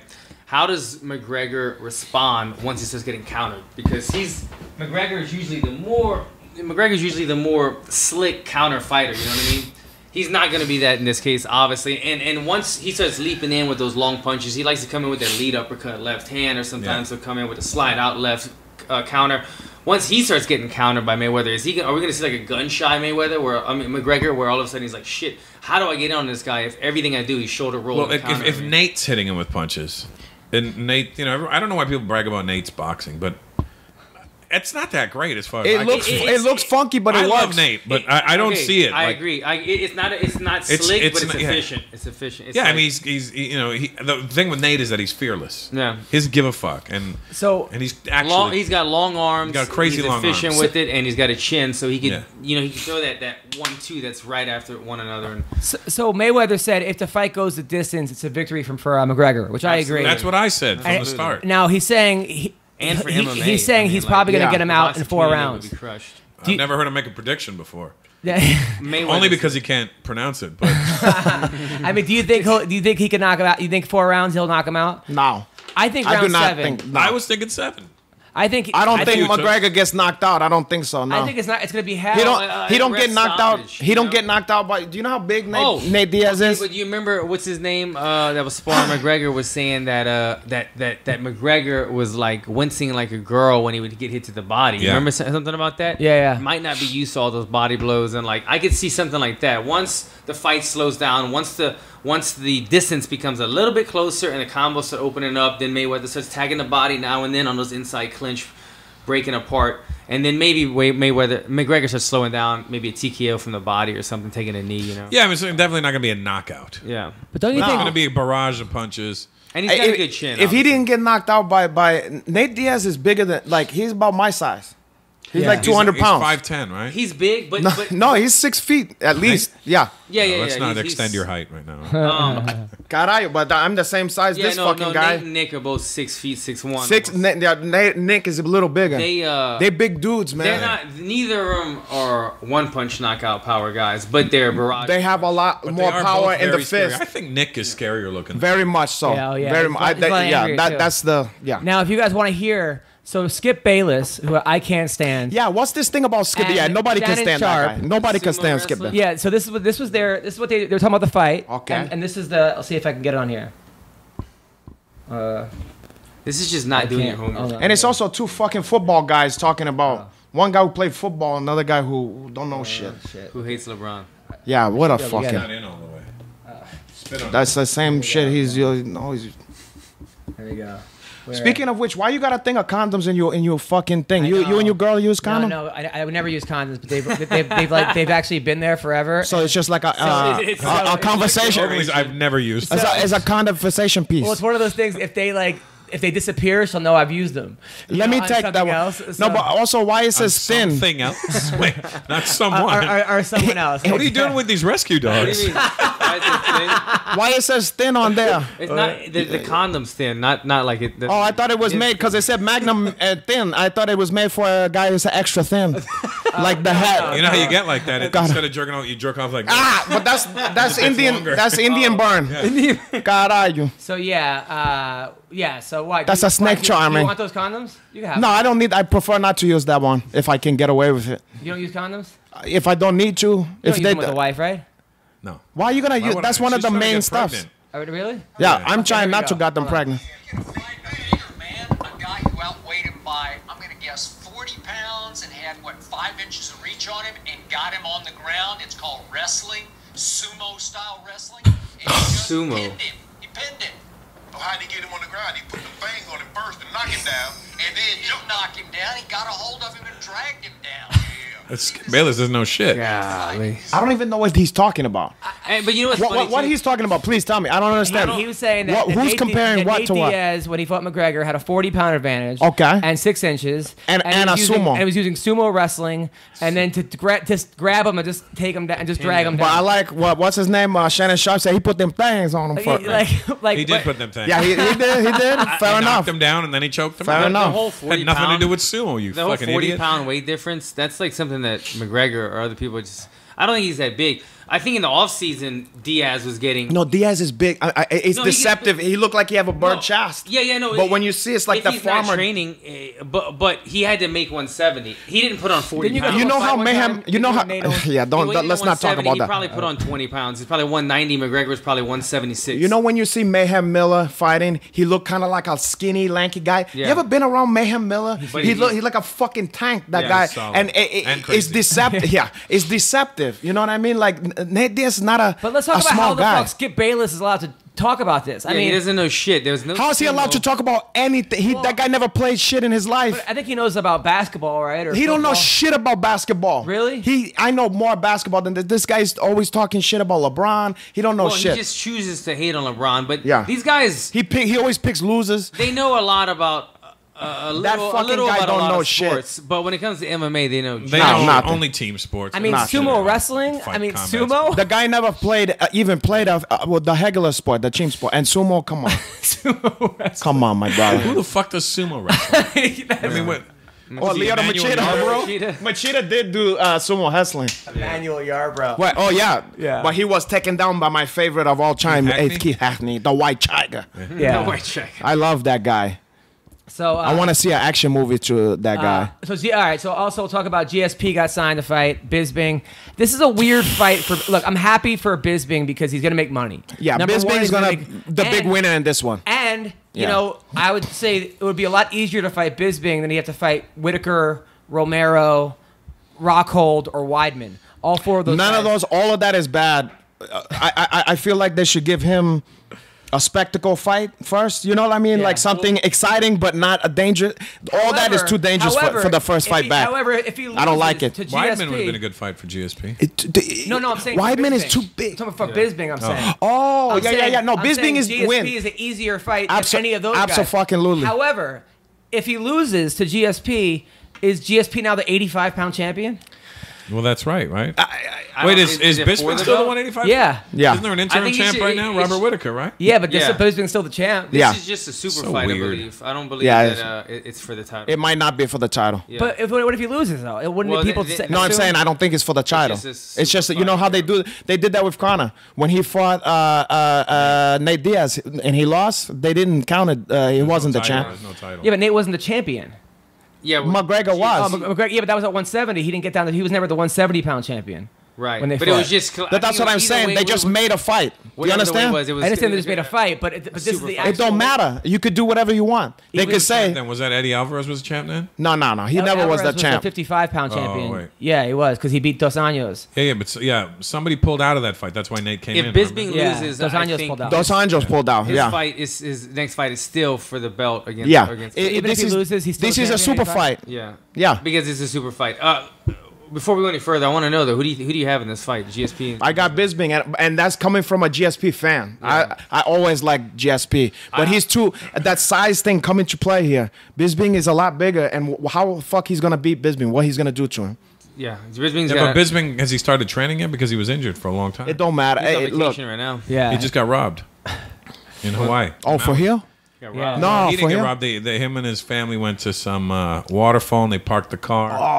In the car. I heard it was Matt Hamill to get back at him for robbing him in that fight. Can you imagine Matt Hamill? It was actually Anderson. You can't hear Matt Hamill coming there. He's used to being quiet over there. Yeah. He's coming there. Poor Matt Hamill because Vinny Magalish. Why you gotta bring up a sore subjects over here? So he posted that fucking piece of Matt shit. Hamill should be next in line to fight John Jones as a joke. You know, but Matt Hamill responded and he'd be like, "Yo, I have a couple more fights, and then I would love to get." I think he said a couple more fights. Yeah. Oh yeah. Right. So Matt Hamill responded. Does he listen to this show? Just kidding, guys. Matt Hamill responded and thinks that he's next in line to fight John Jones. Fucking Vinny. Vinny, you know that guy is a heartless coward, and he's a fat piece of shit. First of all, I can hear you. Yeah. Have you ever fought him before? You know, we've came close to a lot of time, and the last time Balu Sobral was saved his fucking life. Was that at RFA? Yeah, that was at HFA. When you fought, and you probably won that night. But the big loser was Vinny Magalish because he have that on his hacker. Everybody see what happened to that guy. So Babalu prevented you from beating up? I pushed the fucking guy, and he didn't do shit. Yeah, and it was a. But I don't want to talk. I don't want to give this guy any more fame that he already have off my fucking name. Right. This guy's a loser. Got it. Okay, so what were we talking about? So who do you like in that fight?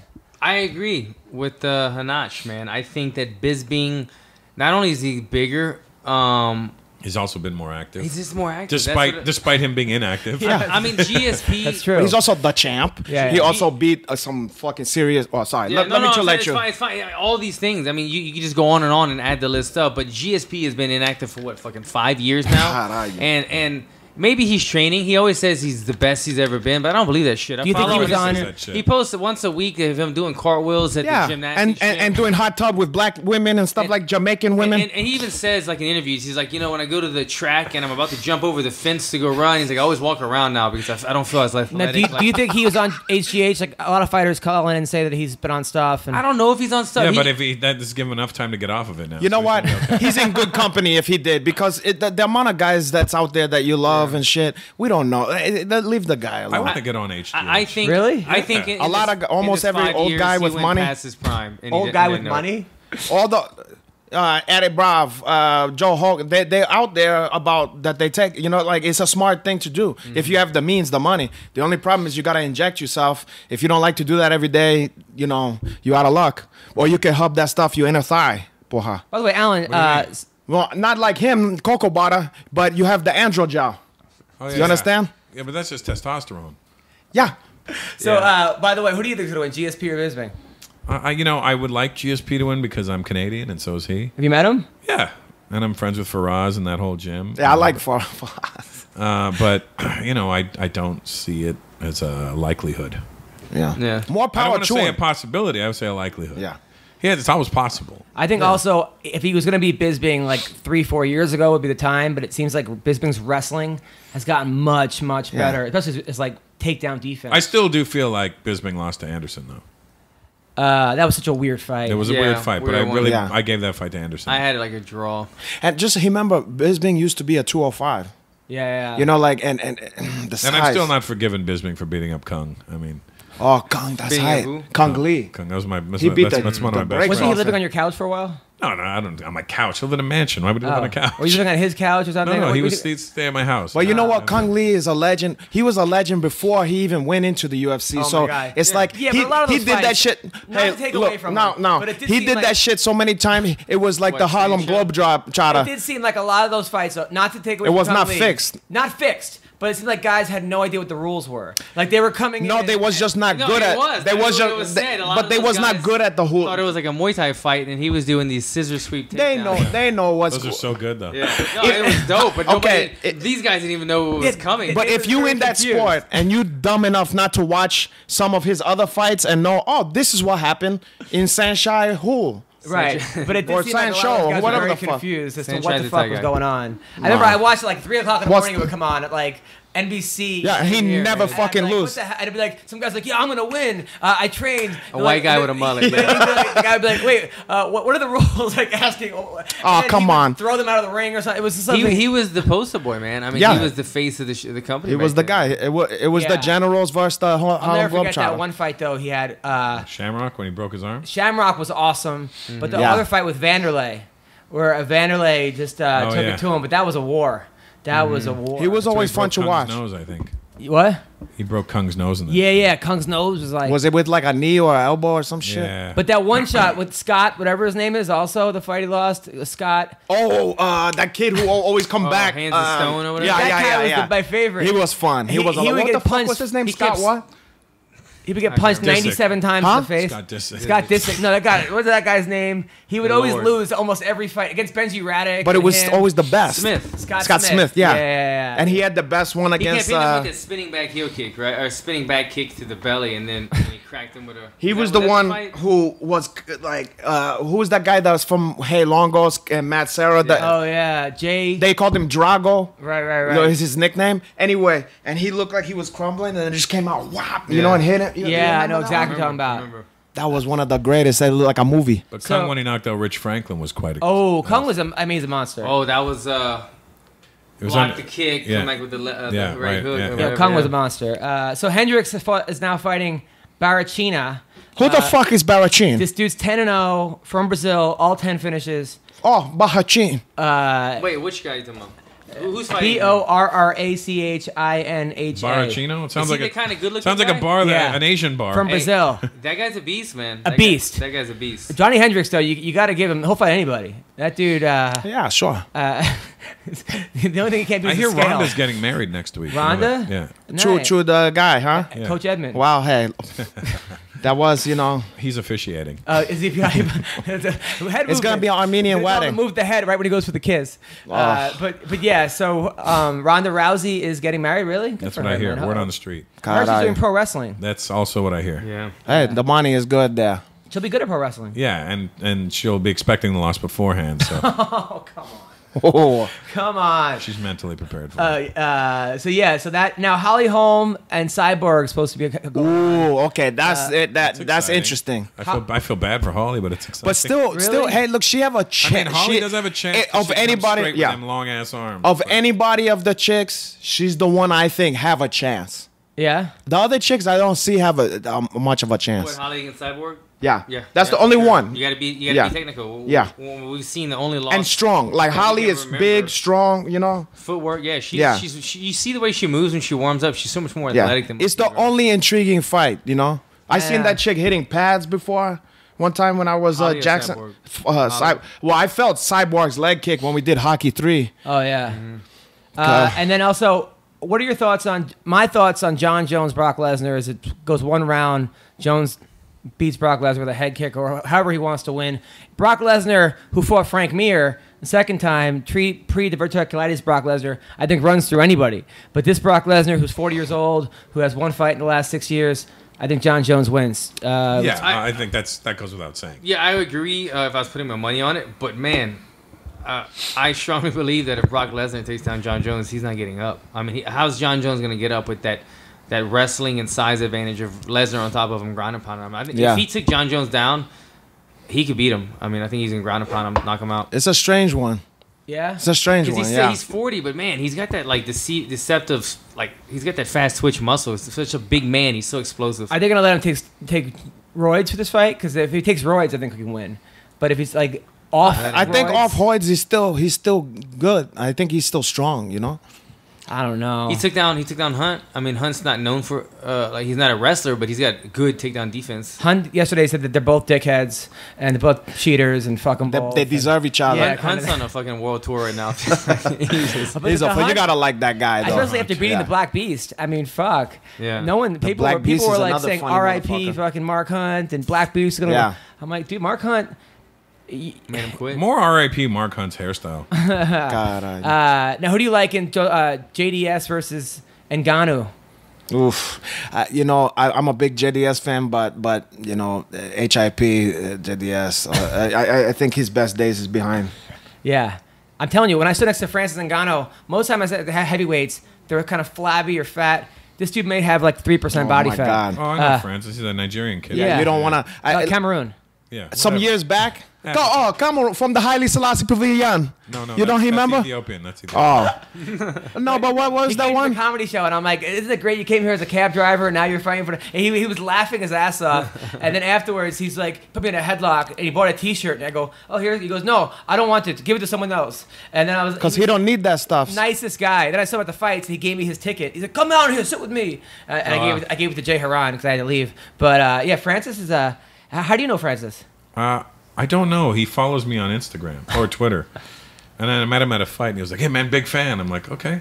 He doesn't know any English, but he's I mean, but the thing is that they were telling me that, you know, Dewey Cooper's training him, and he had no his technique was like kind of off before that, because there's no, in France, there's no MMA training. There's like boxing training. Yeah. Well, it's not legal in France, that's why. Yeah. So now he's like on a whole different level. I think he might be the next champion. Yeah, he's a fucking big... Look, and JDS, I wouldn't said the same thing a couple years back, but after the damage now, I just think I think it's they throwing him to the dogs in this one here. Yeah, to me, the wolves or the dogs? To the wolf. All right. Why are you doing what? That's his version of the like the morning show. He do some wacky fucking sounds and stuff. So we're calling James Vick. What app did he like the sitar. Do you mean again? Yes, we're calling him. Ugh. Next, he's gonna put the sitar after you. Hello. Stuffs. Hello. Is this James Vick? Yes, sir. Yeah, what's up, man? You're on the MMA Roasted podcast. It's me, Russell Peters, Alan Jouban, Renato Laranja. How are you, man? I'm good. How are you? Good. Congrats on your last win, man. You've been knocking everyone out. Yes, sir. I've been working on it. Nice. Trying. In the gym. I just finished practice right now. So, I mean, what you're on like a 3-fight winning streak? Just 2, but I mean, I've won 7 out of my last 8 fights. But okay, you don't mind saying yourself, patting yourself on the back. Now, you've been calling people out on Twitter and saying that nobody wants to fight you. Has anybody responded? No, they haven't. Well, there's one guy, and I said no one in the top 15. Obviously, I'm sure there's guys that are ranked below me that'll take a chance and fight me. But I mean, how many of those guys do I have to beat to finally get a chance at the top 15 fighters? And it's ridiculous. Well, so no, none of them will fit. And I've talked shit to so many of them. Well, listen, James Vick, I'm not in the organization, but I got a bones to pick with you. Because last time you said that your boy Kahabibi was going to beat the El Kukui, and he didn't. He wasn't able to do that. So you was hung, and you owe me how much money we betted on that one? Yeah, but they didn't actually fight, though. They never fight, but I still can't understand what you're saying. Well, whatever. I can't understand you either. You said that that Khabib was going to beat Tony Ferguson. And you hung about that. And Renato saying you were wrong. Yeah, because they never fought. Yeah. Well, so I want a piece of your purse. I want some of your purse. I want a chance to take what you got. So now, all right. So now, by the way, thanks for coming to my comedy show in Vegas. Thanks, man. They needed to fill the seat on there. That was very nice that you came. Thanks for calling it a comedy show. That was very nice that you came. Thank you, man. By the way. So yeah, it was good. It was a super good show. It was funny. I was impressed. Yeah, you actually said you were funny. I was surprised. I was like, thanks, man. That's now. What is it about the top 15 guys?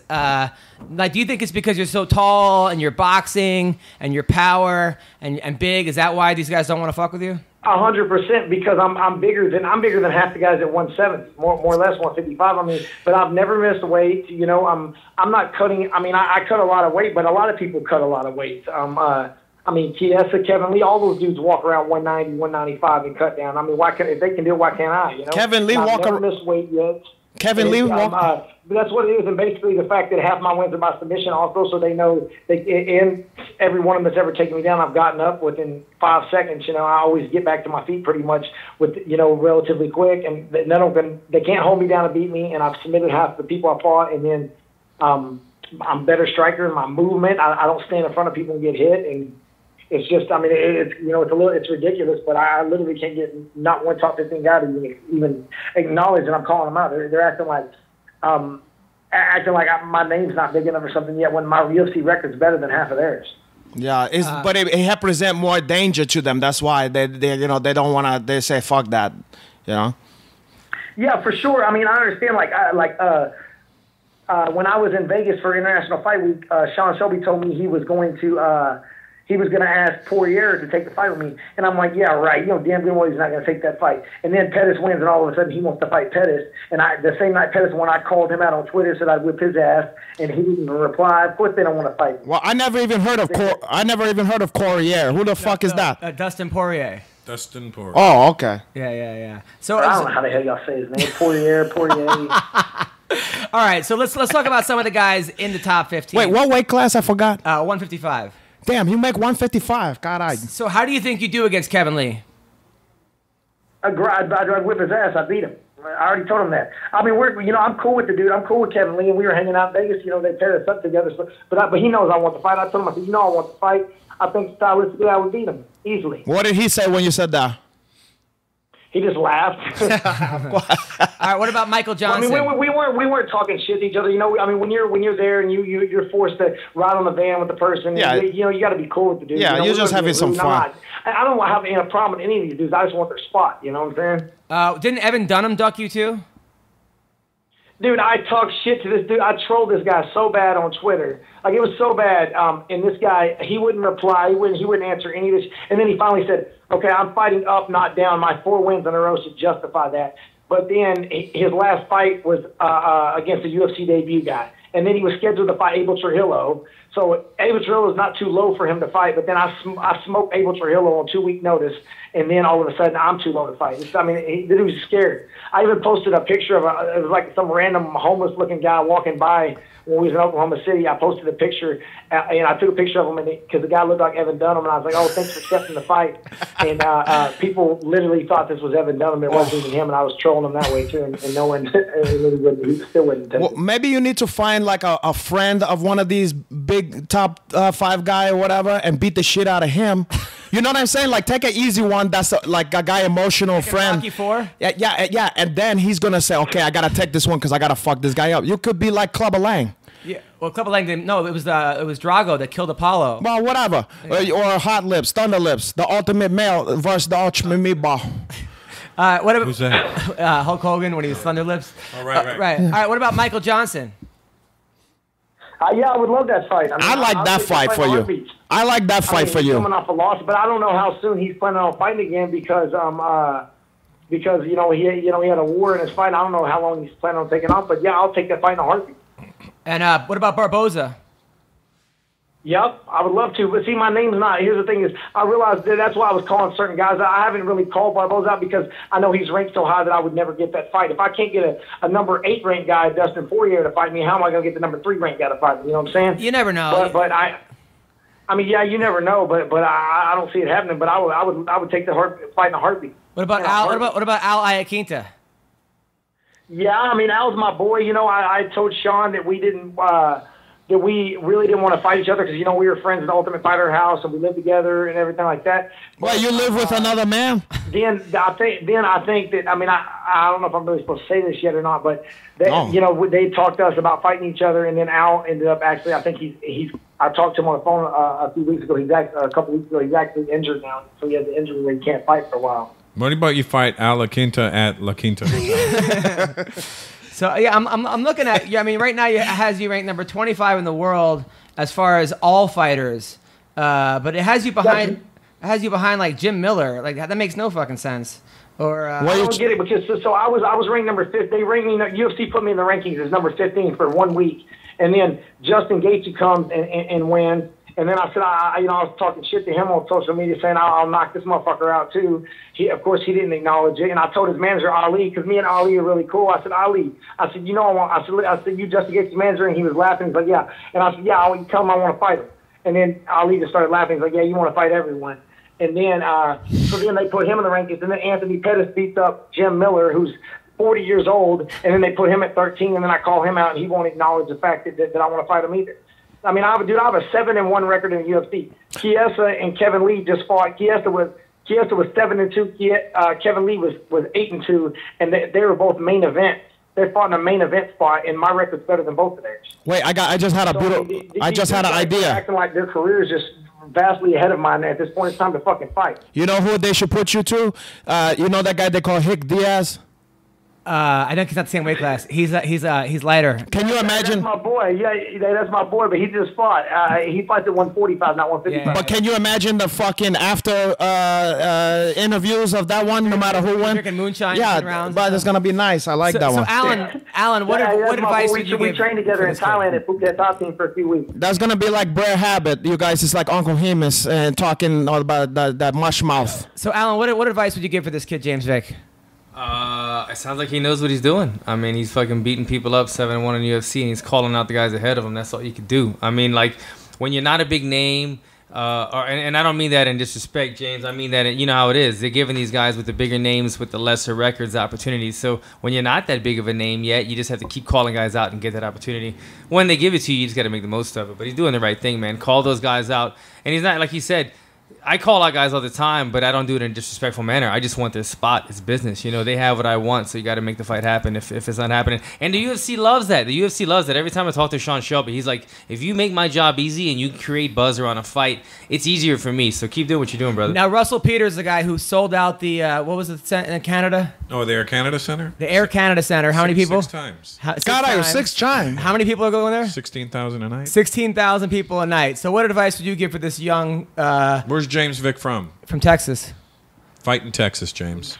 Fight in Texas? Fight in Texas. Hey, guess what? Hey, you know what? I have. The last 2 fights in a row. So when I went to negotiate a contract, I talked to Dana White myself. And I told him about the bonus thing. I was like, man, that bonus, I said, I want I won't guarantee money because that bonus is like a fairy tale to me. And because I'm highlight reel 2 people in my home state. So I fought in my home city in Dallas, slept in 2 minutes, and then I fought before that. I fought in Houston and flying kneed a guy and then choked him out, and didn't get a bonus in either one of those fights. So I've been, and that's when I got on the mic and told the UFC they need to start promoting me. And then the UFC has did their part, like Alan was just saying, you have to be vocal. I got on there, I said the UFC needs to promote me. I'm 7-1. They're flying guys out with 2-2, 500 records in the UFC, and they haven't flown me nowhere. So since then, the UFC has been great to me. They flew me out for the guest appearance in Oklahoma. They gave me the International Fight Week guest appearance. It's not the UFC now. It's the fact these top guys won't fight me. You know what? I talked to Sean Shelby. And he's like, it's kind of annoying because I talked to Sean Shelby, and he's like, I see you post and stuff. He's like, it's not that the top 15 guys are afraid to fight you. He's like, it's like if they're either injured or they're already booked. And I'm thinking, yeah, they're already fucking booked because you offered to fight with me, and they turned it down and they booked it with someone else. That's why they fucking fight me. What about Nate Diaz? I mean, do you realistically think I would ever get that fight in a heartbeat? Well, that fucking fight. He's somebody you could upset very easily, though. I know from experience. I mean, what I need to do goes. Now, how's it going with the girl? Now, if you don't know, Russell. It's good, man. I'm about to have a baby, man. Or we're not about to have a baby, but we just found out my girl's pregnant. She's only 6 weeks. But congratulations. Oh, God, I'm sorry, my brother. He has one of the hottest, loudest women I've ever seen in my entire life. My loudest. Like, I was at a fight, and he was fighting. Were you in the hotel room next door? He was fighting, and you heard, you know how like at a fight, there's always that one person, and it's usually... You mean like Tyron Woodley's mommy? Yeah, but it's usually some like annoying guy or some fat guy that you're like, this guy's never had a fight in his life. Yeah. It's this hot, looks like she just came from the Rhino with these little stripper dress. Do you understand what this... You're talking about his woman, right? Oh, yeah. This guy does it every fucking episode. Gorgeous. But talking about another congratulations. Man, he covered dynamics. Congratulations, man. Thank you, guys. Listen, I'm never going to say nothing about your wife. It's not his wife. It's his girlfriend. Oh, okay, then that's fine. What she looks like. What's her Instagrammy? God, what we mean is congrats. Yeah, congrats. Yeah, congrats. I got a lot of kids too. The buzz wear off after a while. How many kids you got? I don't even know at this point. Pull out. Now, Yeah, I saw that you I tried. posted about the Paulie Malignaggi thing about McGregor. What are your thoughts about that? I don't know. I'm thinking, Malignaggi, obviously he's not a power puncher in boxing. He had like 30-something pro fights, but he had like 12 knockouts. So McGregor could probably go in there and explore him and not get beat up, too bad because of Paulie's not a power puncher. But the way Malignaggi was, at first I was thinking, I doubt, McGregor actually won those sparring sessions. But Paulie Malignaggi goes in a 45-minute discussion over a 5-minute conversation. The conversation should have lasted 5 minutes, and he's like trying to explain himself the whole time. It's almost like he's trying to like defend himself that maybe he did get his ass. But I don't know. Now, what was your record in boxing? I didn't really. I only have one pro boxing fight, but I had 20 amateur fights. I was 17-3 as an amateur boxer, and I won 2 Olympic titles. Okay, slow down, my brother. We believe you. Right. Get it? You fight, Jesus! You fight. You got a hot woman. You knocked her up, dude. Everyone else understood it. You just can't. You couldn't understand it when I talk fast. I'll slow down. Yeah, you talk like Benny Blanco from the Bronx, but only with a hick accent. No. You're maximizing your potentialities. Now, isn't Gilbert Melendez fighting someone soon? Who's Gilbert fighting? I just saw that. Is he training with Gilbert? No, I think you called out Gilbert, right? Melendez?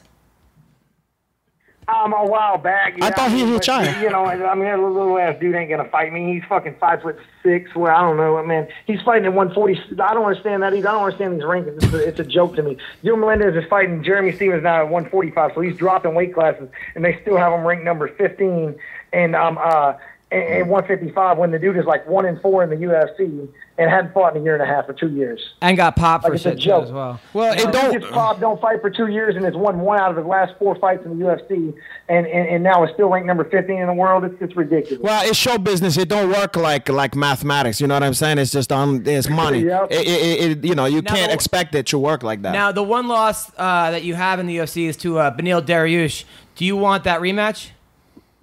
100%. And, it's funny, I actually talked to Beneil when we went to the athlete retreat. And Beneil basically said, I respect Beneil because he's one of the only guys that will actually fight guys that are, he's one of all these top 15, top 10 guys want all these killers on the outside to fight each other so they don't have to fight it. And he's one of the few guys that will actually take fights. You know, he fought me, then he turned around and fought that undefeated Russian guy. Won 5 fights in a row in the UFC as well, and no one else will take those fights. So I actually respect him, and he actually told me, you know, he's like, I said, make I get a rematch. He said, you win 2 more fights, I'll give you a rematch. Wow. He told me that, so. That'd be a good fight. Yeah, of course I want a rematch. I mean, what fighter don't want rematches, you know? Who do you think wins, by the way, Gaethje or Alvarez?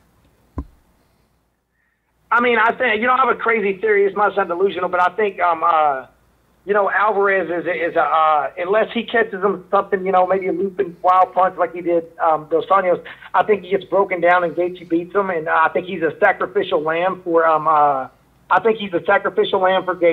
UFC's using him as that, and then they want Gaethje to be a sacrificial lamb for Conor. I think they're gonna, when Conor comes back, they're gonna try to throw Gaethje in there instead of making him fight Khabib or Tony. That's what I really think is gonna happen.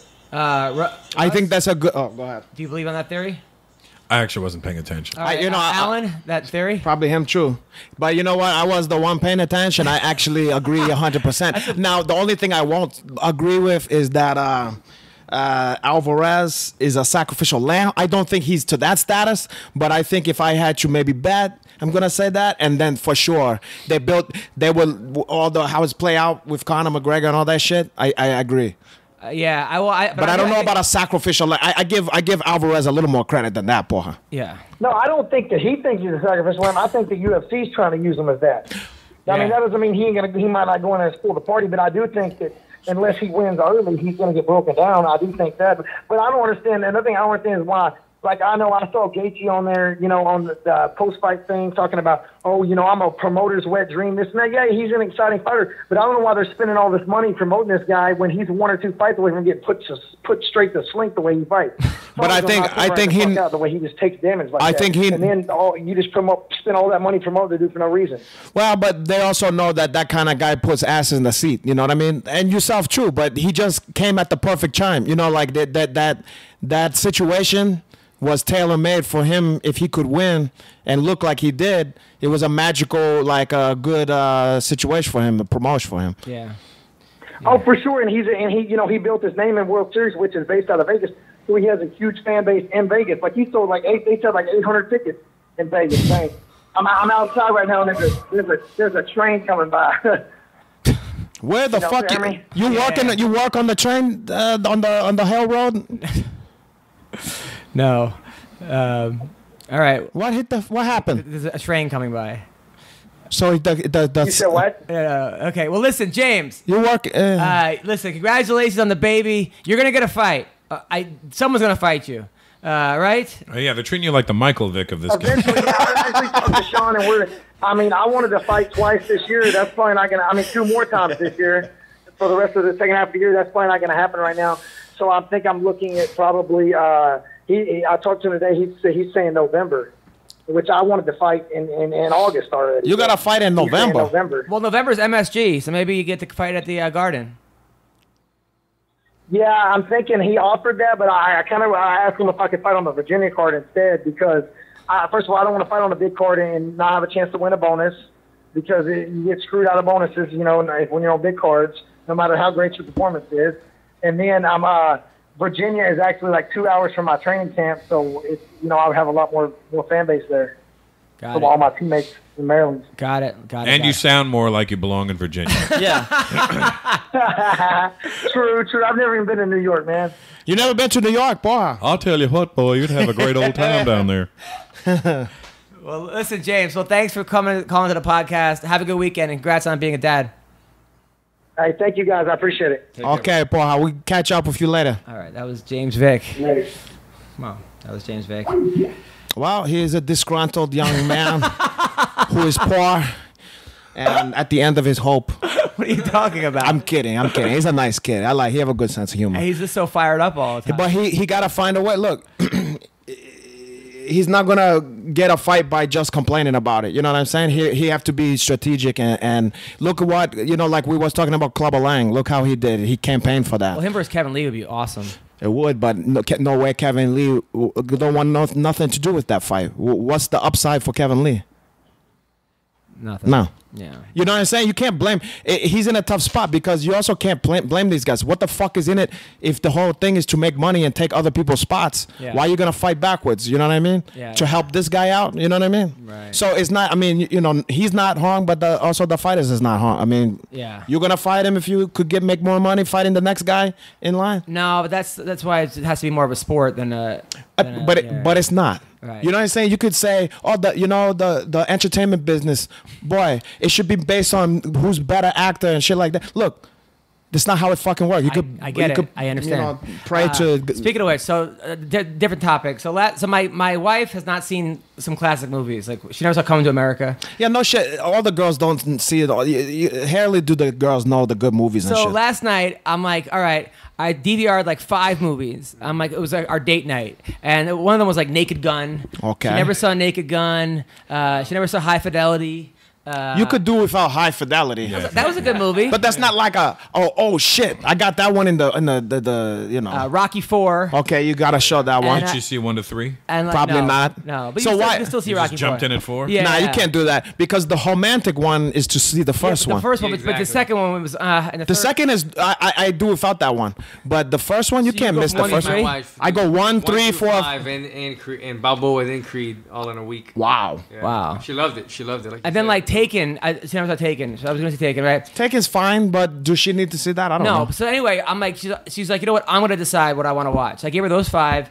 So we ended up watching The Life of Kylie on E. The fuck is that? It's a new thing about Kylie Jenner? Kylie Jenner. Wow. She want to watch that? Yeah, she wanted to watch. First Lady Gaga, then The Life of Kylie. Yeah, you. Hey, let me ask you this: when you sit down and pee, what is it like? Do you ever like? He use feminine push wipe. your dick through the hole. I did. I got to push it through the hole. So have you seen? You haven't seen Life of High. So anyway, haven't seen Jenner. what? Kylie Jenner has her own. I stay show. away from that stuff. So she does talk about how she has no passion in life other than lipstick. Right. That's the only thing she's ever been passionate about. she's a fucking genius. Yeah. So and then right the whole show. Some guy was like, "Hey, Kylie, I want to go to the prom." So this guy like was kind of a loser in high school, blah blah blah. I didn't have a lot of friends, but they fucking show that. They're like, this guy had no friends. They show him like being picked on because it's a television show. Yeah, but like that's the last thing this fucking guy wants now is that everyone knows. Well, but then they're gonna see. Look, I was a loser before. Now I get to fuck. Now I get to fuck this girl that Tiger fucked already 100 times. I don't think he fucked her. I'm not sure he's even into girls. This guy. Well, whatever.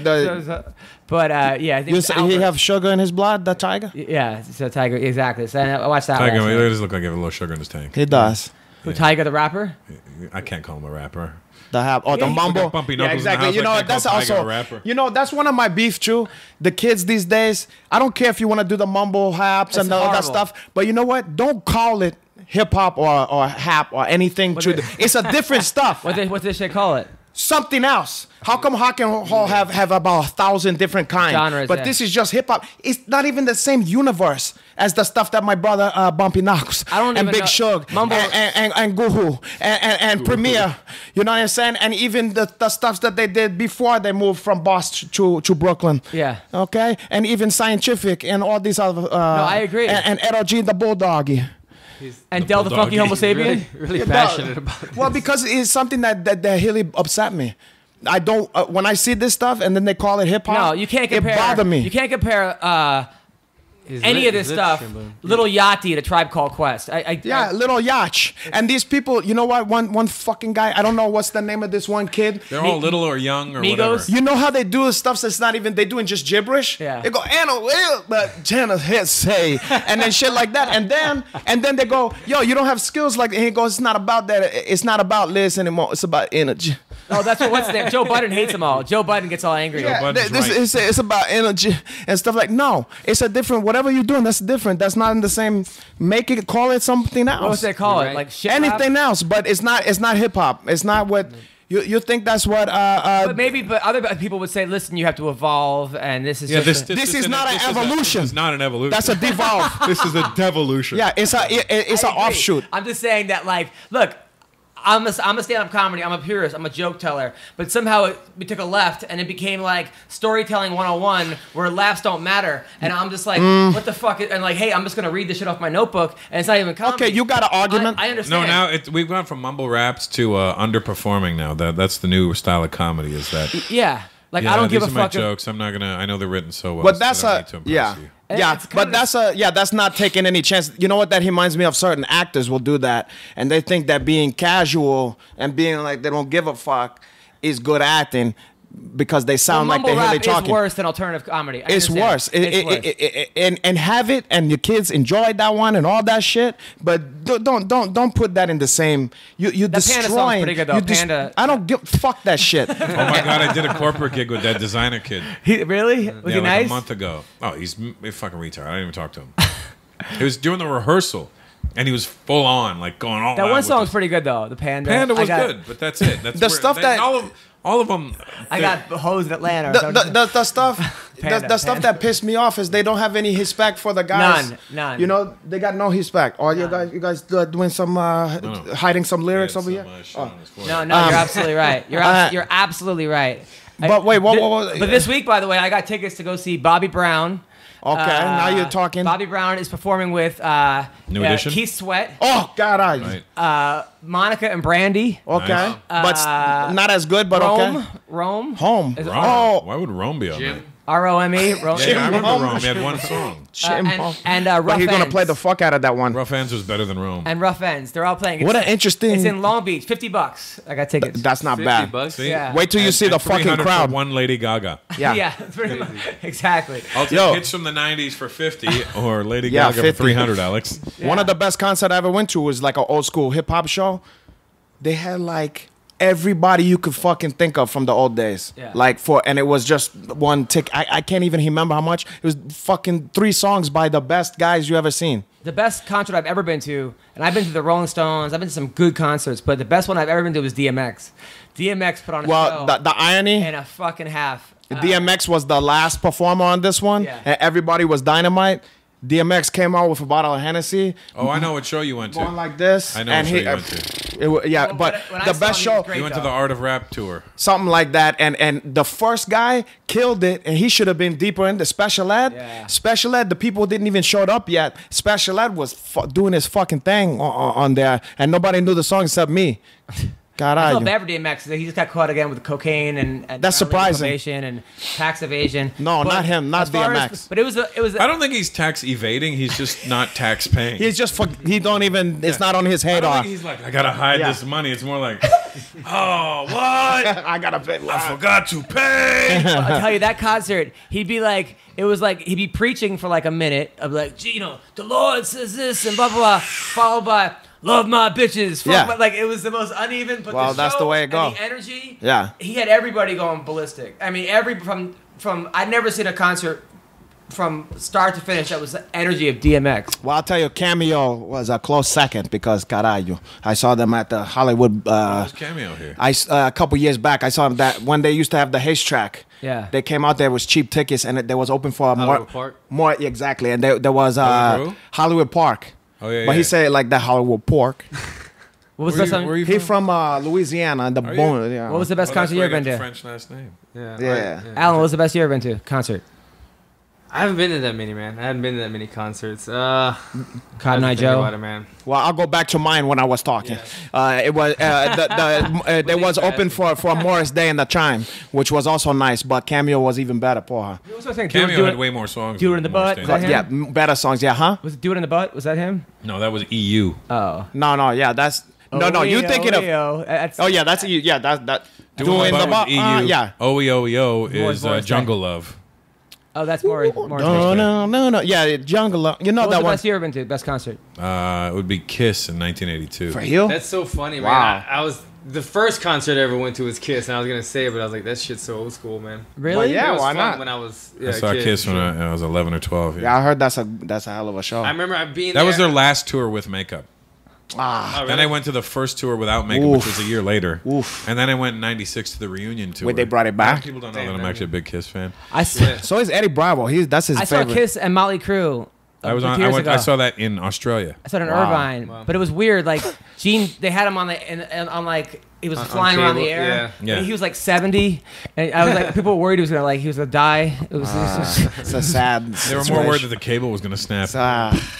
That hair on him, he got like He was that about to Steven kiss the Seagal. ground.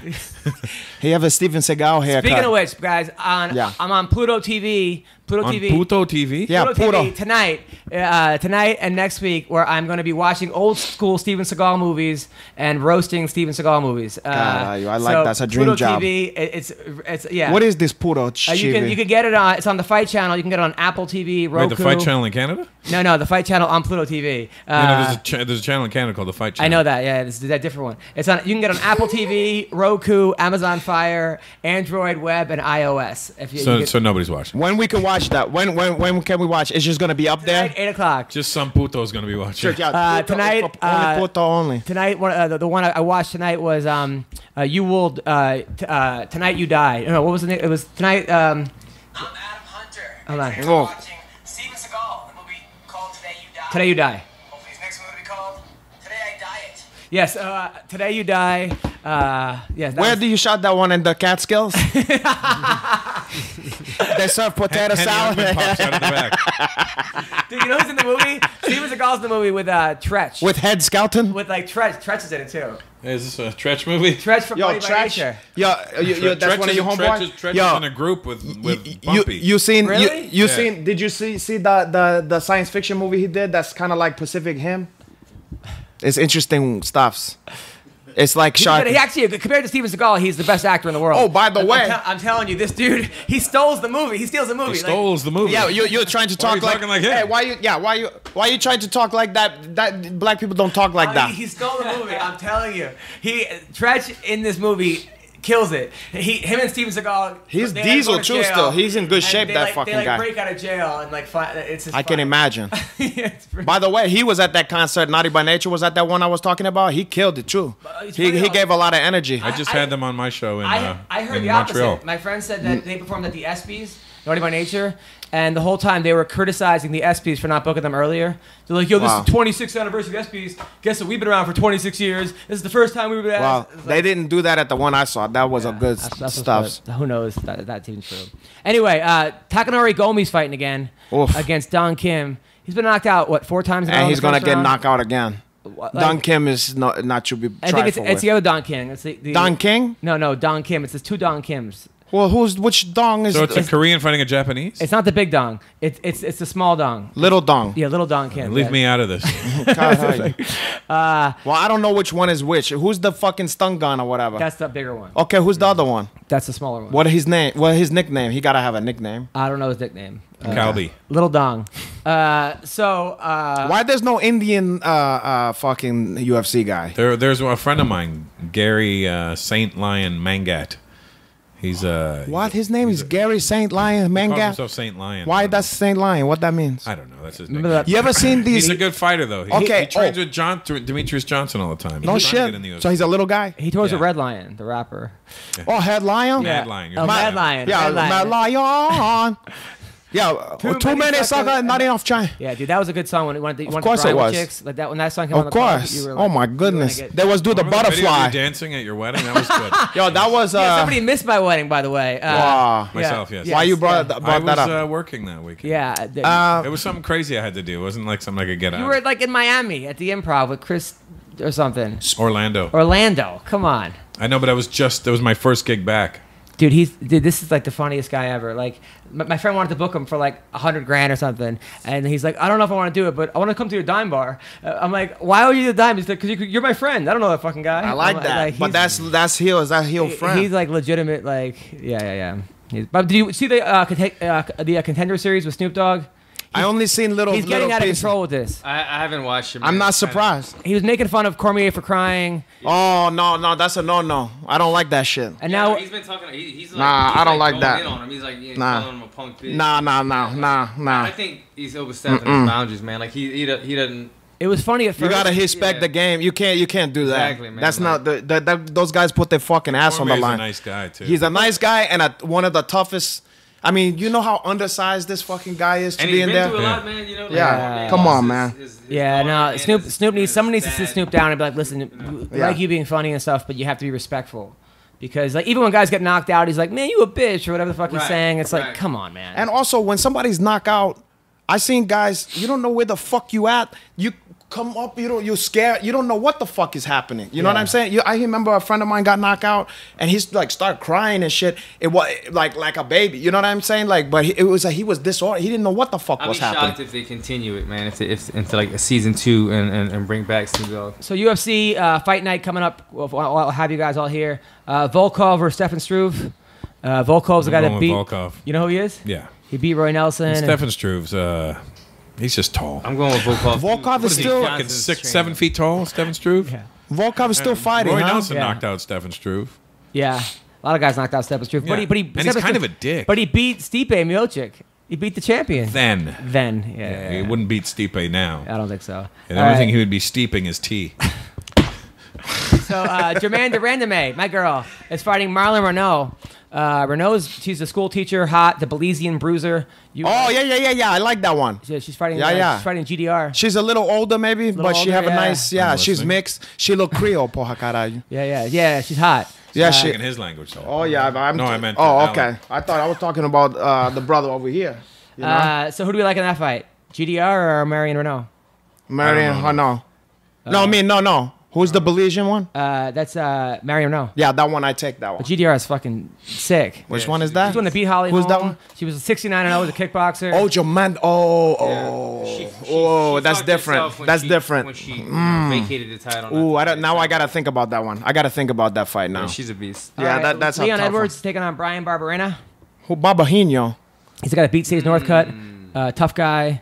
He's tough. I think. Lost to Colby Covington. Edwards. Yeah, but Sage has a couple of losses now, right? Yeah, Sage was too soon. Yeah, they put him in. They were put him out there with his looks. And he have an exciting. How did his sister do? Lost in the first round. There you go. I mean, And what? In the RFA or LFC, yeah. LFA. Or second round. lesbian fighting championship.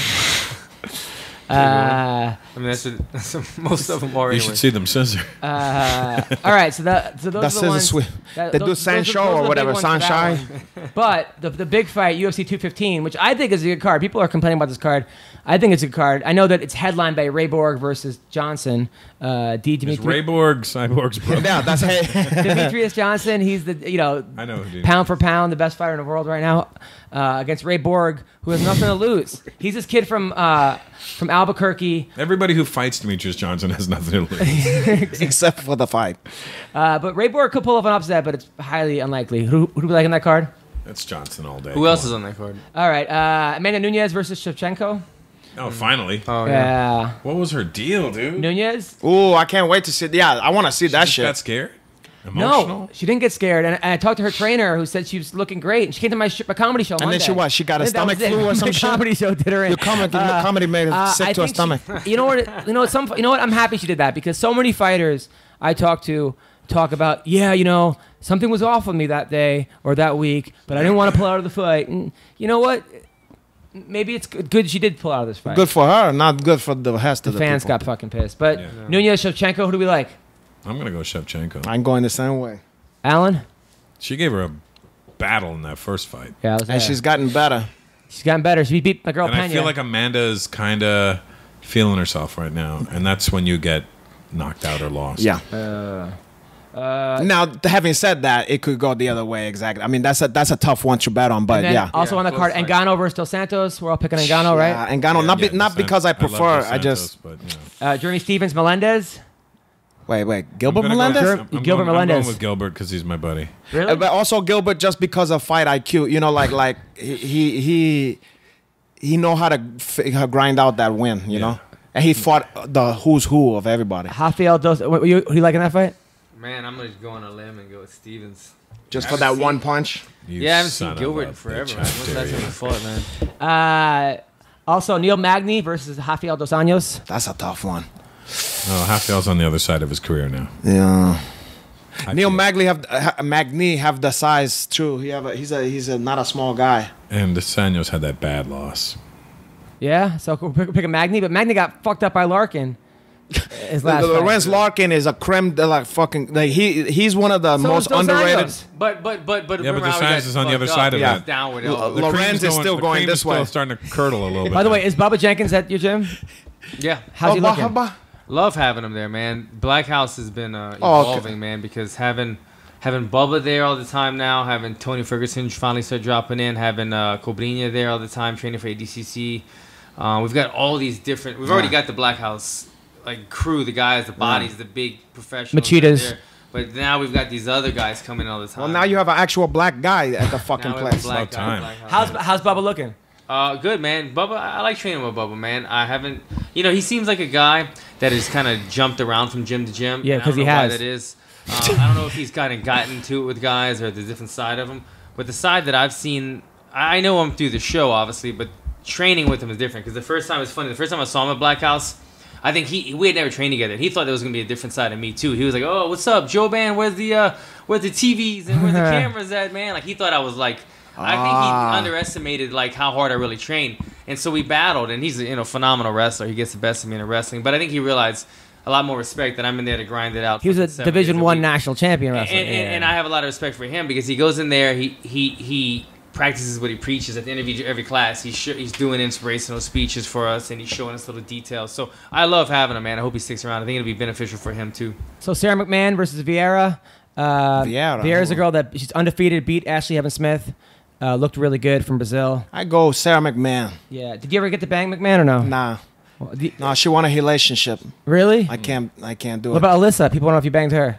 Didn't bang her yet, but what about McMuffin? That I've had. I already had that one. Yes. But the Sarah McMahon, no, Alyssa. Yeah. That's up in the air, Yeah.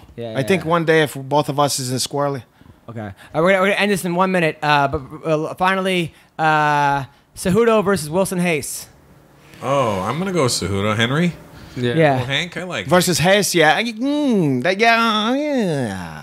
That's a tough fight. Got a lot of heart. How did Hayes do against Johnson? Got beat up, dominant the whole time. Finished. Yeah. He finished him. Yeah. He finished him. He finished him with jiu-jitsu, which had never happened, right? Didn't he? Submitted him. He did like an arm bar or some shit. All right. So what do we got coming up, Alan? I'm working on my 56 F100. That's what I got going on. So check it out. Yeah. Oh my god. Anything coming up as far as people could find you? Any seminars? Any? Nothing like that right now, man. I just fought, so I'm taking a little breather, working on doing some acting classes and other things like that. Shit. I'll give you an acting class. Act like you're not knocked out next time. Can you imagine that? I think you guys practice in there. If Bumpy Knuckles not here, he's not saying that stuff. Bumpy Knuckles. Without Bumpy, I say it. Even without the Bumpy. Even without the Bumpy. He's a body shot guy. It's from my heart.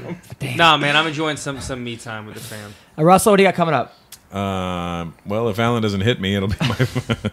I don't know. Shit, I got nothing really. I'm gonna be at Caroline's next week. Nice. The week after. 8 shows. It's all sold out, but still, come on by anyway. All right. Renato, what do you got? I got a couple seminar coming up. I got one. Well, okay. What's funny about that? I didn't know if you were making it up. I'm being serious. I got that information right here. Okay. I'm going to beautiful Bethlehem, Pennsylvania. Oh wow. And Were you at Harrah's? Yeah. And I'm gonna be at 10th Planet Bethlehem. Aren't you making fun of where I am all the time? Listen, I'm making a lot of money over here. All right, go on. Okay. Yeah. Well, don't make me starting to list you fucking Did gigs. you train my friend's daughter, Akira? Akira Bachar. Akira Bua. You talking Akira Bua? Justin Bua's kid? You know, Justin Bua's daughter. No, I don't. The artist? No. Oh, no. But I know her. Great, She's great. She's gonna be one of the prodigy. Yeah. Oh, yeah, No. Oh yeah, boy. Yeah. We just talked though the I like other Justin. day. Very humble guy. Yeah. Good dude. Good guy. Great artist. But anyway, enough about Justin Bua. It's not about Justin Bua right now. Okay. So anyway, 10th Planet Bethlehem. That's August 25th. Yes. Go on to 10th Planet Bethlehem and buy a fucking ticket. Don't be cheap. And then, gi or no gi? Well, I'm gonna have the gi, but I'm gonna prove that I can teach no gi just from the gi. Yeah. Oh, wow. And then the next day, Holding your gi. the next day, I'm gonna be where the fuck is this place? Brunswick, BJJ, which is the home of Gary Tonin and the Hayen brothers. And New Jersey? Yeah, New Jersey. I'm gonna be there the next day, August 26th. So get reserve your space there. At cashchickschamps@gmail.com. Reserve your spot. It's gonna be a lot of fun. It's gonna be a lot of me there for you to enjoy. Okay. Okay. And right now, that's all they can handle. All right, I'll be. But hold on, before we do the depressing list of your gigs on the Borscht Belt, I wanted to ask you, because I never got to ask an Indian guy, because I want to see this full movie, because this guy's my favorite. You ever seen this gentleman?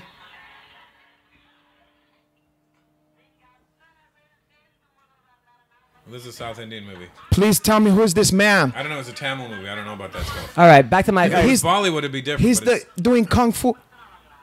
No, but I can tell by the way they're speaking that it's a. I need to know about this fucking guy. He fucks up this guy and says, "Oh, it's unbelievable." Okay. He says, "It's sada tea, it's special tea." Why they say some American word in there? Sometimes. He hit the guy. Mustard. Yeah, the materi makarasi. It's special tea. All right, listen. I will be at the Hollywood Laugh Factory tonight at 8 o'clock. Here we go. Which one? Hollywood Laugh Factory. Okay, good. Just double checking. And then no, it's the other one. Hollywood Improv tomorrow night at 6 o'clock. I'm at the Comedy Store. 6 o'clock? Yeah, it's an early show. What the fuck show is it? That's the one where people are still in traffic. Then I'm at the Comedy Store on Tuesday night, the 15th, Tuesday. In Hollywood, like at the actual Comedy Store, or a store that sells like Hubba chicken. A dime bar Monday. I'm gonna come by. Oh, that'll be great. I'll be with Russell Peters at the dime bar. Don't give him Monday any night, more shine. Tuesday, I'm at the Moreno Valley at the Sonora Grill on Wednesday. I'm sorry, Is that a restaurant? Yeah. Hey, I heard you're at Maggiano's coming up. On August 17th, I'm at Bear Burger in Santa Monica. Bear Burger? Wow. Bear Burger Bar and Grill in Santa You're Monica. making this too easy, my brother. This is layups. And then, with all this, I thought you were doing so much better. Then I'm in Shanghai. I'm at the Shanghai Comedy Club in China. I'm going to Shanghai. Wait, the actual China? Yeah, actual or you're China. at fucking Panda Express. You at what's that one? Genghis Cohen. No, I'm at China. I'm at Shanghai Comedy Club in China, as well as I'm going to be in Bangkok. And Moishe Peking. No, not Bangkok. In Mongolia. Yeah, this is very different. Yeah, I'm in Mongolia. You're going to be next to Russia. They got you doing gigs in Mongolia? Yeah. I'll tell you actually by whole Barney's the one that got it. Hold on real quick. Hey, listen, I got to go. All right, I'm going to be in Shanghai. He wants you to hear some I'm going to be in this. Fuzhou, then Shanghai, then Wuhan, August 29th, Xi'an, August 30th, Mongolia, August 31st, and then Beijing, September 2nd, and then Ningbo. September 3rd. You're doing some so if you're out there and you bases or are these no, they're doing like a lot of they're comedy clubs that like a lot of American comedy GIs. And then I'm in Linwood, September 6th at the Cliffhanger Sports Bar. Linwood, and then Linwood, Angel of the Woods Casino, September 7th. I'm at the Warehouse in Washington, and then Club Crow in Kashmir. Which warehouse? And Dave's House of Comedy. Then I'm at what street is the warehouse? I'm in the Diamond Joe Casino in Iowa. September 13th. Places I didn't even know existed. And then Cedar Rapids, September 15th and 16th. And then those where I'm at for. What about some of the exotic locale? There's no Marrakesh, Iowa, and all those ones. I'm in Springfield, Missouri later in the month. Lake Havasu at Pennington's Pub. Okay, listen, guys. And people are exiting now. Thank you guys so much. Take care.